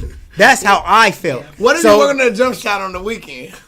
You know, well, what I'm saying is, so from your example, if that type of thing was going on, you have a right to be angry. You got a right to be frustrated, and you got a right to take your kid out of that program. Yeah. But I don't think that. Yeah, all programs, and especially the good ones, they probably not operating like that. You know, and I don't think you should be able to coach your own kid. Okay. Whoa. All right, but hold on, Candy. Let me tell you. Where? Hold on, Candy. No, Candy. Where do coaches come from? Where do coaches come from? Where do coaches come from? I don't know where the fuck it come from. Okay, so let me tell you. Let me tell you where they come from. You kind of like. We got. I was with you to the end. Hold on, excuse me. We got an elementary program. Okay. These kids are all coming together to form a team. Right. There's no high school basketball star that's just going to volunteer their time now that they're not playing anymore to come and coach a kid's team. They got to work. Yeah. Coaching requires a lot of time. So the most natural, normal course of finding a coach for a team is normally going to be a parent. It's going to be somebody who is bringing their kid to practice. They see a need for a coach, and then that person volunteers their time. These coaches aren't being paid, especially at a youth level. So for you to like even struggle, and it does happen, daddy ball. Parents, like a lot of times if you're coaching your child, one good thing for me, my whole program, I had over 100 kids in my program. But I didn't have one child in the program. I got, my daughters, they would come to the games with me. Look at the plaques behind But I didn't have no kid on any team. Look at behind him. Look at behind him. Okay, but I'll say that as his bro. Look at the shit behind him. But a lot of them times that he ain't got his own son in the fucking picture behind him. He got a fucking game where he won 100 to what? That's not even. But it ain't. We just talking about. Smith. Now another time for you to be like less than pompous. Talk about your accomplishments, bro. What the fuck you got behind you with none of your kids in this shit ain't about me though. Smith, say it though. Smith, say it though. He gonna whoop your ass if you don't say it. If you don't say it, nigga, Smith, nigga, you know me now, nigga. Listen. Look, no matter how. Look, I coached my son. There you go. And I gave my son hell. It was hard for my son out there. That's what I worked. He got it worse than anybody. But one thing that we talked about was once we left the field, my wife was like, "There's no more talk about football." Once we left, pretty much. So, but he caught hell at practice In games, he called hell. Yeah. I gave him, if he didn't work hard, he was not going to play. That's a typical coach. You know, if you don't, because at my job where I am now, you know, our thing is once you get to high school level, I'm getting paid to win. Right. I'm not getting paid to develop. I'm not getting paid what we're going to develop. No, we get paid to still develop because you develop all the way till you retire. Right. You can be in the NFL and still get developed. Right. So he was still developing Daquan Cook when he was in his fucking hierarchy. So you still he was already a 3-point champion while he it still. was just hurtful to see my son not as a mother, but you as keep a mother, as a not even get to I understand. practice. I get that. You are how can I know what my son got? How can he know what he capable of? Y'all are discouraging my So baby. you're steaming now Yeah, at the that's game. my You're baby. I'm steaming. gonna say that's my baby, but at the same time, I kept my hands off of that. My husband went to the practices. My husband dealt with the coaches. I had my feelings, but I would give them all to my husband. So understand. Wait. You just said ain't a gonna mouth.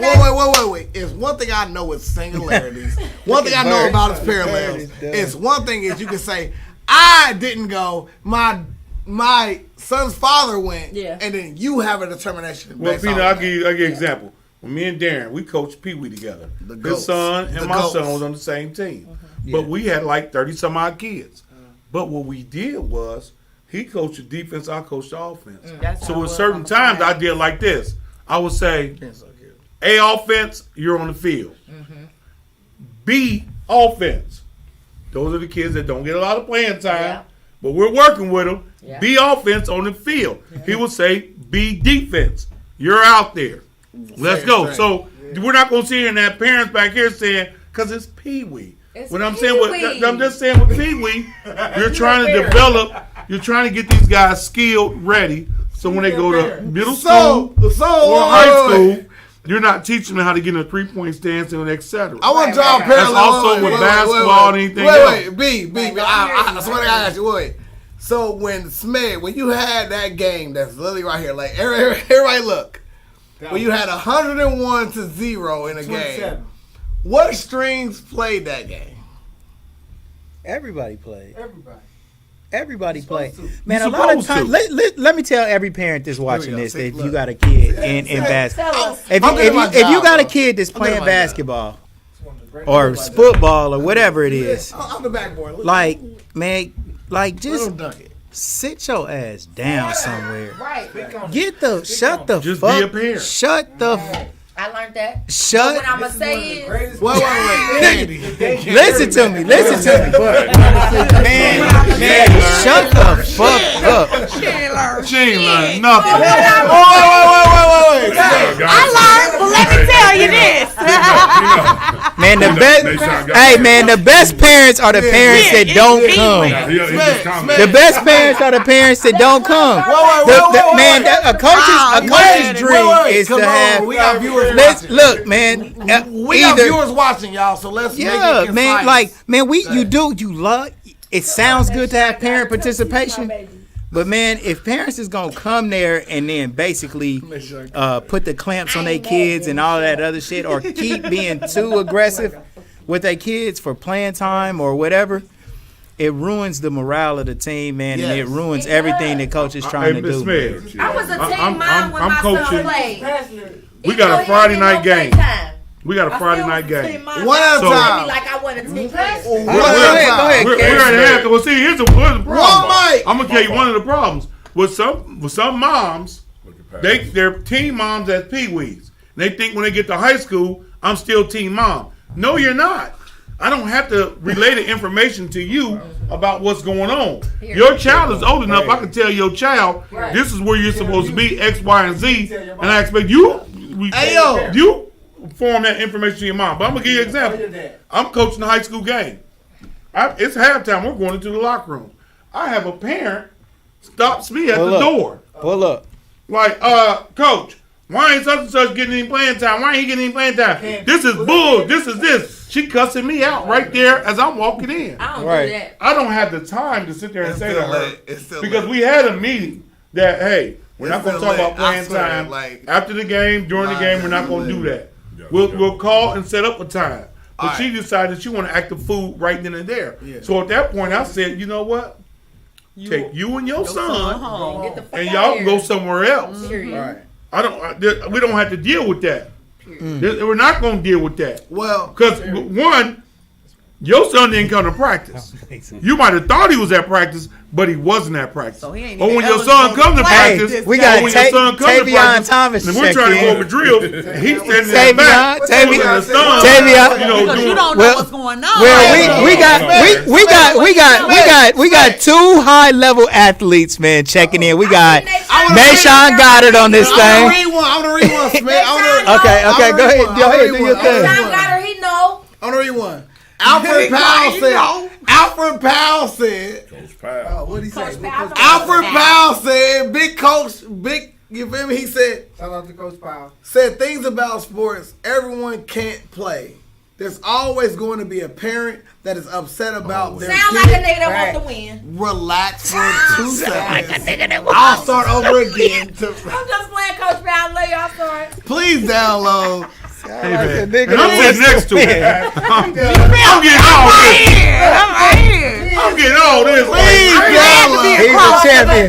Imagine when I get a five. Candy bar. She said, downloads are still important, right? Coach Powell will win, but he's still looking. Coach Powell said things about sports everyone can't play. There's always going to be a parent that is upset about their kid playing time. Cheers the kids on, and when your child gets the opportunity, take advantage of it. Because I promise you, wait, I'm going to tell about my own experience of this. I have a son, which he's a bit avid, a supporter of our podcast. Jay Cutler. Man. Shout out to Jay Shout Cutler. out to Jay Cutler. What's up, young He just had senior night last weekend. The anniversary of when my grandmother passed, whatever. Boom. So I got him like fear gods for his senior night. Right. We lit. But I'm not mad at his coach for him not playing him during that time. Because my son got injured playing during that time. He literally hurt his thumb. His coach was saying more or less, I would love to play your son, but the fact of he may re-injure it, I don't want to, like, oh shit. Yeah. He did not want to risk my son having another injury. Yeah, so I wasn't right. mad that my son didn't play. You feel me? It's like you gotta also walk with your coaches, walk with your son during this process. Because a lot of people may think my son should be the star player because I watch him go play against Johnny down the street. A lot of parents feel that way. Hey, I got something. Wait, I got something else for us. I got something for us. That's hard. We talking about Pee-wee. We talking about parents. We talking about parents. Are we there? I give you this. Are we there? I give you this. We're there. All right. Senior night. I got a couple kids. Wait. Senior night. Candy. Shit, that's a whole different. Candy bar. Candy bar. He not. Candy. These niggas didn't develop my son, so now he on his academic shit. I told him I ain't on that shit. Candy, we love you, Candy. Academic We all love you, Candy. We all love you, Candy. Candy, we love you. Exactly. You're right. You're the greatest. Exactly we gonna right, go Candy. academics first because these coaches ain't about to have my baby feeling like he ain't shit. That's why the coaches be on the ones that don't have parents intrigued. because they. Yeah, well, make them football players because my baby gonna be the fucking brain surgeon. So Exactly. somebody gotta play football. Thank you. Whatever. Thank you. Well, like I said, senior night. You had a kid. A senior night. We tell the kid, you're a senior. We're going to start you Be tonight. not laughing, bro. But I tell the kid flat out, we're going to start you tonight. But after the first series, you're going to come back over here on the sideline.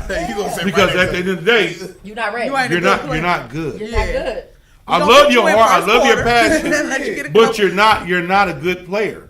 So, we got to be stop trying to give everybody the certificate participation award. Yep. You're not good. It is what it is. Let's stop sugarcoating it. Yeah. You're not good. I don't like to sit here and tell kids, oh, you're trash. You never be anything. My son was injured. But you're not good. And this kid over here, the sophomore, is a lot better. And I got to play him. And so that's how that goes down. So on senior night, This sophomore was Ray. They got all the development he needed. No. Wait. I'm asking you a question. So on senior night, if all your juniors are better than your seniors, would you play a singer on senior night? No. Yeah, we're gonna play. No, we're gonna play we're gonna give him that time. For half the quarter. No, we ain't gonna play that. We're gonna play him a series. Hey, Sonny, we're gonna play 2 minutes. We're gonna play him the first series. 2 minutes. And we taking his ass out. As soon as he mess up, go get him. Man! We're gonna run the ball away from him. Hey, y'all, listen. Hold on. Good. Which one of y'all told John LeBron he wasn't good? Man, come on, bro. Save me, bro. So, John LeBron he wasn't good. He didn't come out and play. Save I me, don't bro. know. Save me. Somebody told John LeBron he Yeah, wasn't he good. did. What He you didn't doing, come play. Score him for Smeg, on senior night, what are you doing with your singers, bro? Kick on off. senior night, they Kick gonna off, score. too. They gonna play. The whole game? You never play somebody the whole game. They gonna go out there. They gonna play shit. And they But gonna. he's They saying gonna if they bad and your juniors better, you gonna play your seniors. Senior night. Listen. Seniors night. Wait, Seniors play series. Smeg, answer. Just the series. That's They it. get in there. That's it. Okay. Yeah, it's The first day, wait. Go First, straight. just now in high school playing. Then go all the way back to you see the Let blue me curtain, know. and then He played the series. right there. So, Smeg, the first dead ball, you taking your seniors out? If your juniors is fire. Tell her to put her phone back It depends on the magnitude of the dark game. back You there. feel me? It depends on what we got going. But I What wouldn't the game even don't give them a mean chance. nothing. If they out there and they playing well, and then we hanging in there, then they can play a little bit longer. But I'm gonna tell them, just like life, you are going to go out there and earn your play, bro. And if you going out there and you doing okay, then cool. But if you out there in the senior night and you fucking up, and we about to lose, then come over here with me. All right. But I'm gonna give them a chance to start. You know? I don't know what you're talking about, John. Smeg, bro. Yeah. Bro, I really would respect that answer, bro. Right. I mean, that's how it should be. He said it was 3 o'clock when soccer started. Hey, some kids got to be soccer players. Wait. Everybody's not a football player. I heard that learning soccer is for learning your footwork from football, though. Is that not true? Wait. So if you was a coach, Well, my son is young, so I'm asking these questions. How old is your son? so if you was a coach, 7. and what game does he play? He doesn't play anything now. He wants to play football, and I'm about to put him in there. And what are your aspirations for him? She don't have any. She don't know. I'm asking her. Y'all She don't know. You asking somebody that does not know. She's sitting here asking questions herself. What do you think? Fuck with you, bro. Damn. What do you think he'd be good at? I'm gonna lose my job. I'm about to lose my job. I mean, he said he's gonna play football, so he's gonna be good at football. Okay. So, do you see anything in him that you think would be like? My kids are book smart, so he'd be good in math or Playbooks. something. But Playbooks is a very big part of football. Is playbooks. Right. So let me ask you What's this. up, bro? Let me ask you this. You see your son is good in math and academics. Would you still push him towards sports? I don't push my son What up, towards Byron? anything. I let my kids make a decision to do whatever they want to do. Like as far as playing sports or being an extracurricular. Like my 10-year-old, my problem child, she does after school programs because she's smart. So she does the stem cells and all of that or whatever, but I don't push her to that. So this year she didn't want to do that, so I didn't push her to that. I don't want my kids to hate school. So I let them do as much as they can while they're enjoying it, and then if it changed, then it changed. I don't want them to hate school, so. But I don't push my son to do sport. I want him to do sports. Which is a segue. He's one boy. I got look, and I know that it's getting late. I don't want to push us too far. But listen, let me take this segue. Let me take this segue, Candy. I'm glad you came back because I didn't want to start this without you. So listen. Hey, let me get this. Listen, you guys. I just read an article that said this. She missed 1 second of look, the podcast. Look. So it says. Smedro, go ahead. After school Satan Club held its first meeting. Yeah. So you were just saying you don't push your children to do anything, okay? And for all of us, Would you allow your child to explore something like a Satan club? Nope. Or would you, if they came and told you? In my motherfucking house, my kid She ain't said saying she put nothing with no gospel damn and- Satan. Gospel We in sing my gospel same in my house. I'm sorry, the Lord knows my heart. Stop that. So what I'm asking is, We sing gospel in my so with something like this, should it just definitely be outlawed, and then everybody comes forth and says, we won't have this in school. This is going to destroy our moral fabric. Or is there a room? Is there room for a Satan club? Go ahead. What I don't understand is, how can we have room for a Satan club, but we're not allowed to talk about religion in school? So why can't we talk about the devil? Why can't we have a group about that if we can't have a group? This was an about anything after else? School meeting. It doesn't matter. We're not allowed to talk about So should it be- religion at all. Huh? No, I'm saying we're not allowed to talk about religion at all in school, and then you turn around and give the kids, yeah. So how is that fair? No, I don't agree with that. So would you protest it? Next person. Will you go and protest it? Yeah. All right, next person. I put a sign up and everything. Wait. Walk around. All this, like, Wait. This. Swear to God. Relax. And loud, right too. to do things and have things. But Right. you don't have to do stuff. Just because you got the right. Just because somebody it's can there. set up a Satan club don't mean people got to go to it. Right. Well, I guess I got Would to you- join. Would you let your kids? I wouldn't let mine, but there's a thing. We don't have to let these kids do these stuff. They're children. Like, they don't have these We rights run to shit. TV tell you We they run got and shit. all of that. Like, my son's 7, 8 years old. He did 7, 8-year-old things. I ain't let him worry about how much money he had. He's 7. Go climb a tree. I got Where we last. going? Put your shoes I on. got last. It don't matter. Right. You know what I'm saying? When he get older, it was more age appropriate. Look, 15. there's- That gospel in my motherfucking house. Man, that's But they don't kill me with that one. Even Deshaun said that shit. Whoa. She want to go back to that Whoa, Pee whoa, Wee whoa, time. whoa. Let it go. Hey, She your ready. turn. She ready to Boy, take your all turn. lit. Your turn. Your turn. It's all. Wait. One mic. Even though everybody got their free will, my kid would not be attending something that I don't practice in my house. Yeah. Period. Understandable. If Right. if I'm a Satan worshiper, then of course they could go to that after school thing. But what I'm saying is, Watch this shit. what I'm saying is it's no religion or whatever in school, but the people that's having that, because I read that article and I got it when it like first popped up because I'm in the school system. And what happened was that whoever was doing the booking, how they applied, wasn't the same flyer that they put out. Yeah. So when they put out the flyer, it was totally different. And one man got it and said, well, I signed mine. This is what I signed my kid up for. But if it's an after school program and stuff like that, not tied into the school, so they can talk about whatever they want to, because it's not tied to school. They paying the service. And they can say and do whatever they want there, but Carrie. I mean, that's Charlie Horse boy. That's simple. Oh, use some water. No, I just had to send up. I'm cool. I just had to send It's up. a simple answer. That's just no. You for me and don't my have to go into all the details. It's just no. I want to get back to Sonny. Sonny, what's going on? What y'all doing in your house, Sonny? Huh? What y'all doing in your Listen house? to the motherfucking gospel. For me and my house, we serve the Lord. Motherfucking Lord. Watch this.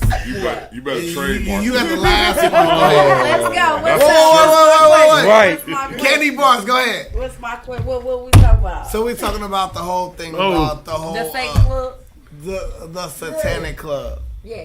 So my son is not gonna be doing that. We are spiritually awakened. We used to be Christian folks. We don't have nothing bad to say about Christianity because it taught us our morals and doing to us as it do to you and all that good stuff. So we learned a lot from Christianity, but that's the white folk religion, and we need to really tap into what our ancestors was into, and that's the fact that we are gods, and There is a higher power, don't get me wrong, but we are gods ourselves, and we can't just sit here in prayer and don't do no work and act So like is it a our yes life or don't no? change. We gotta get out here. We gotta get out here. We gotta get out here. Pray to Candy. And at the end of the day, my son, Pray to Candy. my son know what the fuck going on. My son is so beyond his years. My son is so beyond his years. He know what the fuck going on. No, he saw porn at 7. It's so Shit, porn you at know what I'm 7. saying? So he real. He done seen Jesus. Let me just say, Shit. no, He know that nigga. He know that nigga walk around in jail. Let me say one more thing. My I'm turn. I'm done. about to body I'm all done. y'all. I promise. I'm about to body all of y'all. I just want to say that I appreciate y'all for having me. I be needing this type of brain stimulation because I hate people that agree with everything that I say. Yeah. And you know, if you know me, you know I'm a person. I'm gonna take the opposite opinion sometimes just for the sake of debate because it's two sides to everything. Like nobody's completely right. And I just want to say, Pee Wee football is about developing the kids. A masturbator. Pee Wee football ain't just about saving the Ray Rays. We want to say the Ray Rays, but it's also about developing the kids that do what the fuck they supposed to do. When they go to school and they do their grades and they do all that, we don't want them kids to fall off. So don't forget about the kids that seem like they already got it figured out because they can fall off at any second just like a Ray Ray. That Doris, what's that dude named Dennis? Dennis been talking shit to her all day. Hold on, let's listen to He said, Peanut's I love answer this about the Satan Club, and then we'll be out of here. They shot, yeah, but see, when you should have coached my son, maybe I wouldn't be hooping. They said they did. You picked a bad team. They was trying to tell you that. That's what they said. That was a bad move. You ain't got to tell me I was there. I'm good. I mean, I'm just, it's all for everybody whenever they ready to go. And I'm with it. I mean, Listen, wait. Cause I promise you, I have such a strong what I want to say. Is there anything else on this panel that someone would wish that they got a chance to say? Could you voice it now? And I'll start. I just want to tell everybody go watch Unicorn Talk the podcast. We lit on there. There's a lot of good talk. We just, we just gotta really realize you can't paint everything with the same brush. Once you experience one thing, you gotta be able to compartmentalize that and not judge everything else based on that. Right. I agree. I think I learned that last year. Big Brody. I need a different chair next time I come. You should have got this white one, huh? I don't never sit that long. But that kind of was spicy. I ain't gonna hold you. But I mean, just like in closing, I mean, it was good points, good points of interest, and plus it's a different age group. So we hearing from somebody that's younger and voicing her opinion.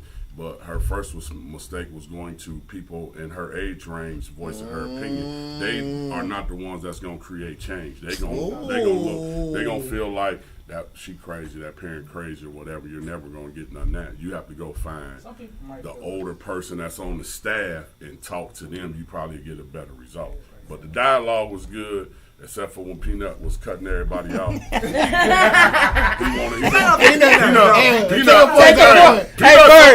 a point from me. Take a point. Peanut want to hear everybody's everything all at the same time. I know how it works. He's a Westwood kid. He got that ADD. And I want to say this, man. I want to clear this up. Yeah, come on, Bird. What you got? He was a Roosevelt kid, but listen, he wasn't a Big Monday Roosevelt kid. Period. Who was? You wasn't a Big Monday. He was on the ABA side over there until the big wheel. He don't know. I got references. Big wheel. Hey, Smith. Hold on, kid. That's how the development and love of cats came in. The cats go meow, baby. That's my guy. Thanks. Well, shout out to Free Big Wheel. Shout out to my man Onion, man. It's lit, man. For myself, I enjoyed this. One thing I'm gonna give a shout out to Candy. I was really impressed with Candy you. I bars. think you're very intelligent. Thank you. Yeah, I wish you for the sure. best in your career. And if you don't have her music, go download it. I downloaded it on Spotify. It's on Apple Music.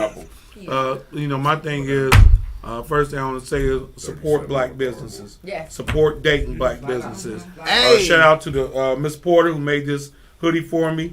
God can do anything, so I represent that. I'm working on getting me another one. Shout out to Ken Lowe, the Wilburn, all the guys that's trying to do something around here.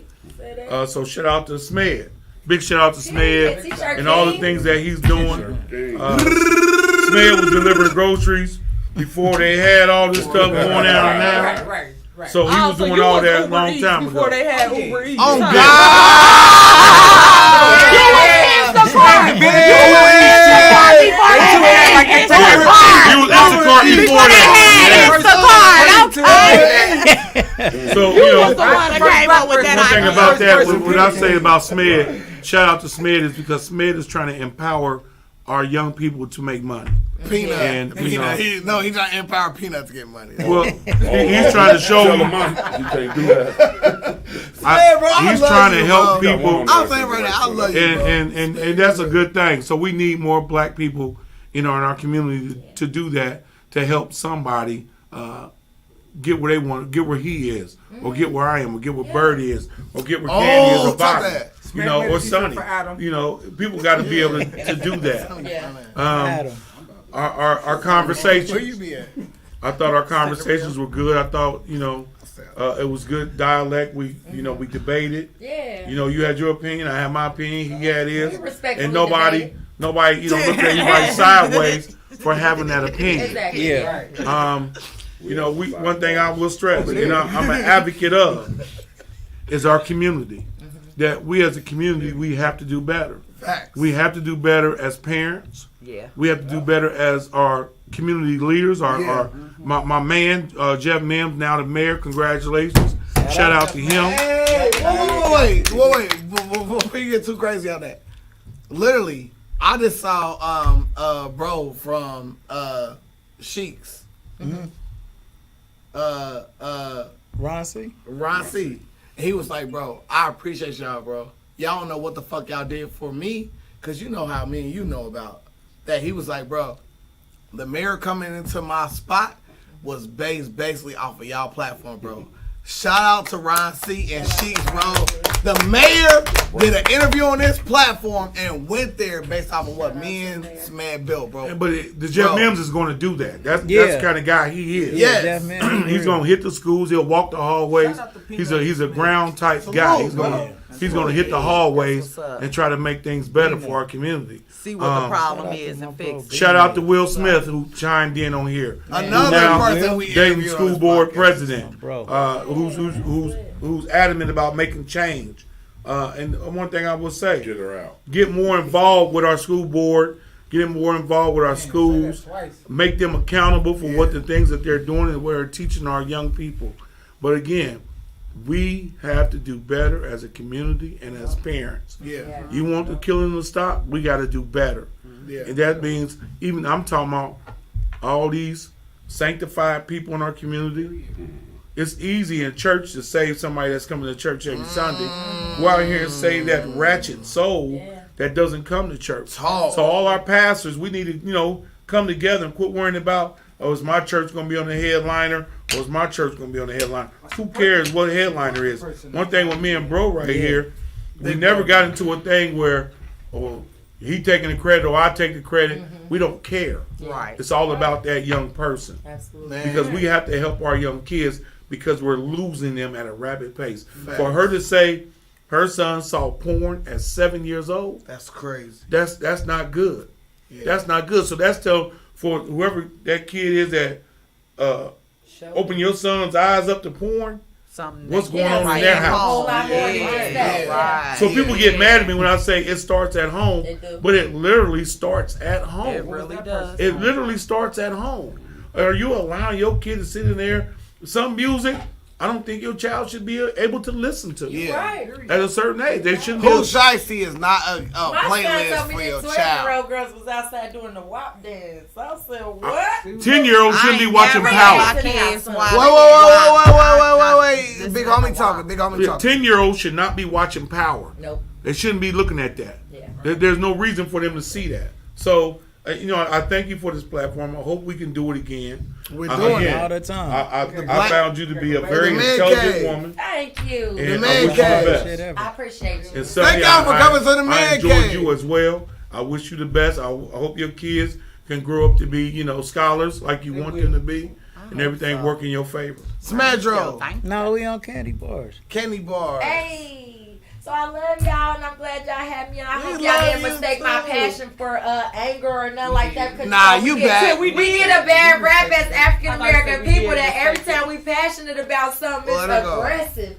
And I'm not an aggressive person. I'm working on my feminine energy, like for real. You Like got y'all it, girl. understand. It's hard out here because I come from a single mom, so feminine energy was not at the forefront of my life. Okay, I had to learn how to be like, hey, I miss you. All that good sweet nothings and stuff. I'm learning because I want to be a lady. Okay, You So, are. But at the end of the day, though, I'm still Candy Bars the motherfucker. And y'all can stream me on all platforms. Y'all can go watch Unicorn Talk the podcast. And what I'm gonna say to y'all, just as a parent, from the whole little sports thing, try to let the coaches do what they do. That's all you can do, for real. The coaches said, don't try, At let the end them of the do day- what they do. At the end of the day, they gonna do what they want to do. You feel me? So it ain't no You point feel. to be getting all in the uproar about it. You know what I'm Too saying? late. Just talk to your kids. The coaches already told And you don't listen, talk to them. Don't let your straight A students get discouraged because they not getting the attention that the Ray Rays is getting. Okay, explain to them that the Ray Rays need it more, and still tell them to keep doing a good job. Somebody gonna reward Exactly. She got peace. Keep doing a good job. She Keep got doing what peace, you're sir. doing. Somebody gonna reward She you. got a piece. I love y'all. Look at And the if anybody got any clean music, any radio edits for your music, send it to me. I can get you on Artist of the Week on 102.9. And also get it on the Legendary People podcast Of for course. a small fee. Get it on the podcast for a small fee. But like this is free. You can get on 102.9 and be Artist of the Week with Kev Nash and Hooper on the Hot 7 at 7. They'll play your song right before the #1 spot. So when all the people in the world are listening to 102.9, they'll play your song, okay? So we gotta get these radio edits. We gotta be professional artists out here, okay? And if you need help to get streaming, get with Candy. Consult with Candy. I'm gonna get you together. We can get you streaming. We have you on Spotify, Apple Music, all that good stuff. And I make cover art. And I do a whole lot of stuff. So just plug in with Candy and I got you. And that's that. That's Bam. nice. Well, we would normally go to you last, but you just body that. Man. Shout out to you know what I'm saying, our sponsors, man. If you ever need breakfast in the morning, who the fuck don't need breakfast in the morning, right? I need Slim? breakfast. Go to Sheikhs, man. Say Like Sheikhs. they have the best breakfast in the city, man. One thing I like about Sheikhs is they have this thing called the mimosa, man. Smear talking to you He about said all this thing called. Like it's something new and shit. I was waiting for the The mimosa. I was like, mimosa. Mimosa. I know. Is it frozen? Get my face, man. Yeah, get my face, man. Get my face, man. Right. Let me get that mimosa. Hey, let me. One thing I loved about that was, like, for instance, so when I went down there to, you know, to spend my bread, you know what I'm saying, to show some little love. And he was like, bro, I appreciate y'all, man. So shout out to Ron C, because he told us basically, like, he would not have the mayor in his, Establishment. if it wasn't for him coming on his platform, man. Shout out to you. Shout out. Don't make me proud. Major. Well, hey, we like literally been online for what? 3 hours? at least. 3 hours. But they say time flies when you're having fun. I really did have a good time, man. 3 hours? You know what's so cool about us all coming together? Boy, It's 11:30. Smedro. Yeah. Smedro. Yeah, still got it. Wait. Ohio cheese. We're about to close up. Nah, yeah, we gonna wrap it. But I was just saying, like, one cool thing about everybody, man, they got an opportunity to just build is, man, I just hear, like, brilliance, man, in all of us, man. You know what I'm saying? And it's not like anybody is ever right or wrong, but man, we just all have different perspectives, man. You know what I'm saying? On which way to take. I mean, I didn't see anybody's point that was so skewed that it was like, man, you on some crazy shit. But just an interesting perspective, man. And for all of us, my personal thing, my game that I might want to share with everybody is just, man, for any situation that you get in, make sure that you just adding value to whatever it is that you're doing. Like, you know what I'm saying? Make sure that you giving somebody something when you guys is interacting. So, you know, and then when you give, you're going to end up getting in the circle of life. And that's what I'm saying, man. Sheikhs for breakfast, Agnes All Natural Grill for lunch. If you ever injured, call attorney Michael Wright. Gold for your mouth, T-shirt Kings, Sell Stocks Not Dope, Camera King Studio, and Kiara Wine. And what else? Oh, theshoparea.com. They like the baby Amazon, man. So tomorrow. Wait. I drunk a whole bottle by myself. Yeah, T-shirt Kings. T-shirt Kings. .com and the Diamond Deals. Yeah. T-shirt King. Hey, man, income tax time is coming, man. So make sure y'all come in here and get with me on that. And that's like, everybody loves 38 is. Man, I'm gonna like really turn up, man.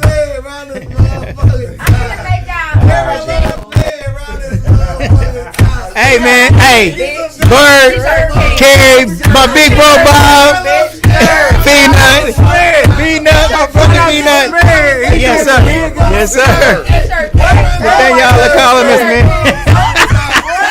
They're literally in here doing these things. Man, we out of here. Peace. Love y'all. Bruce, Kid.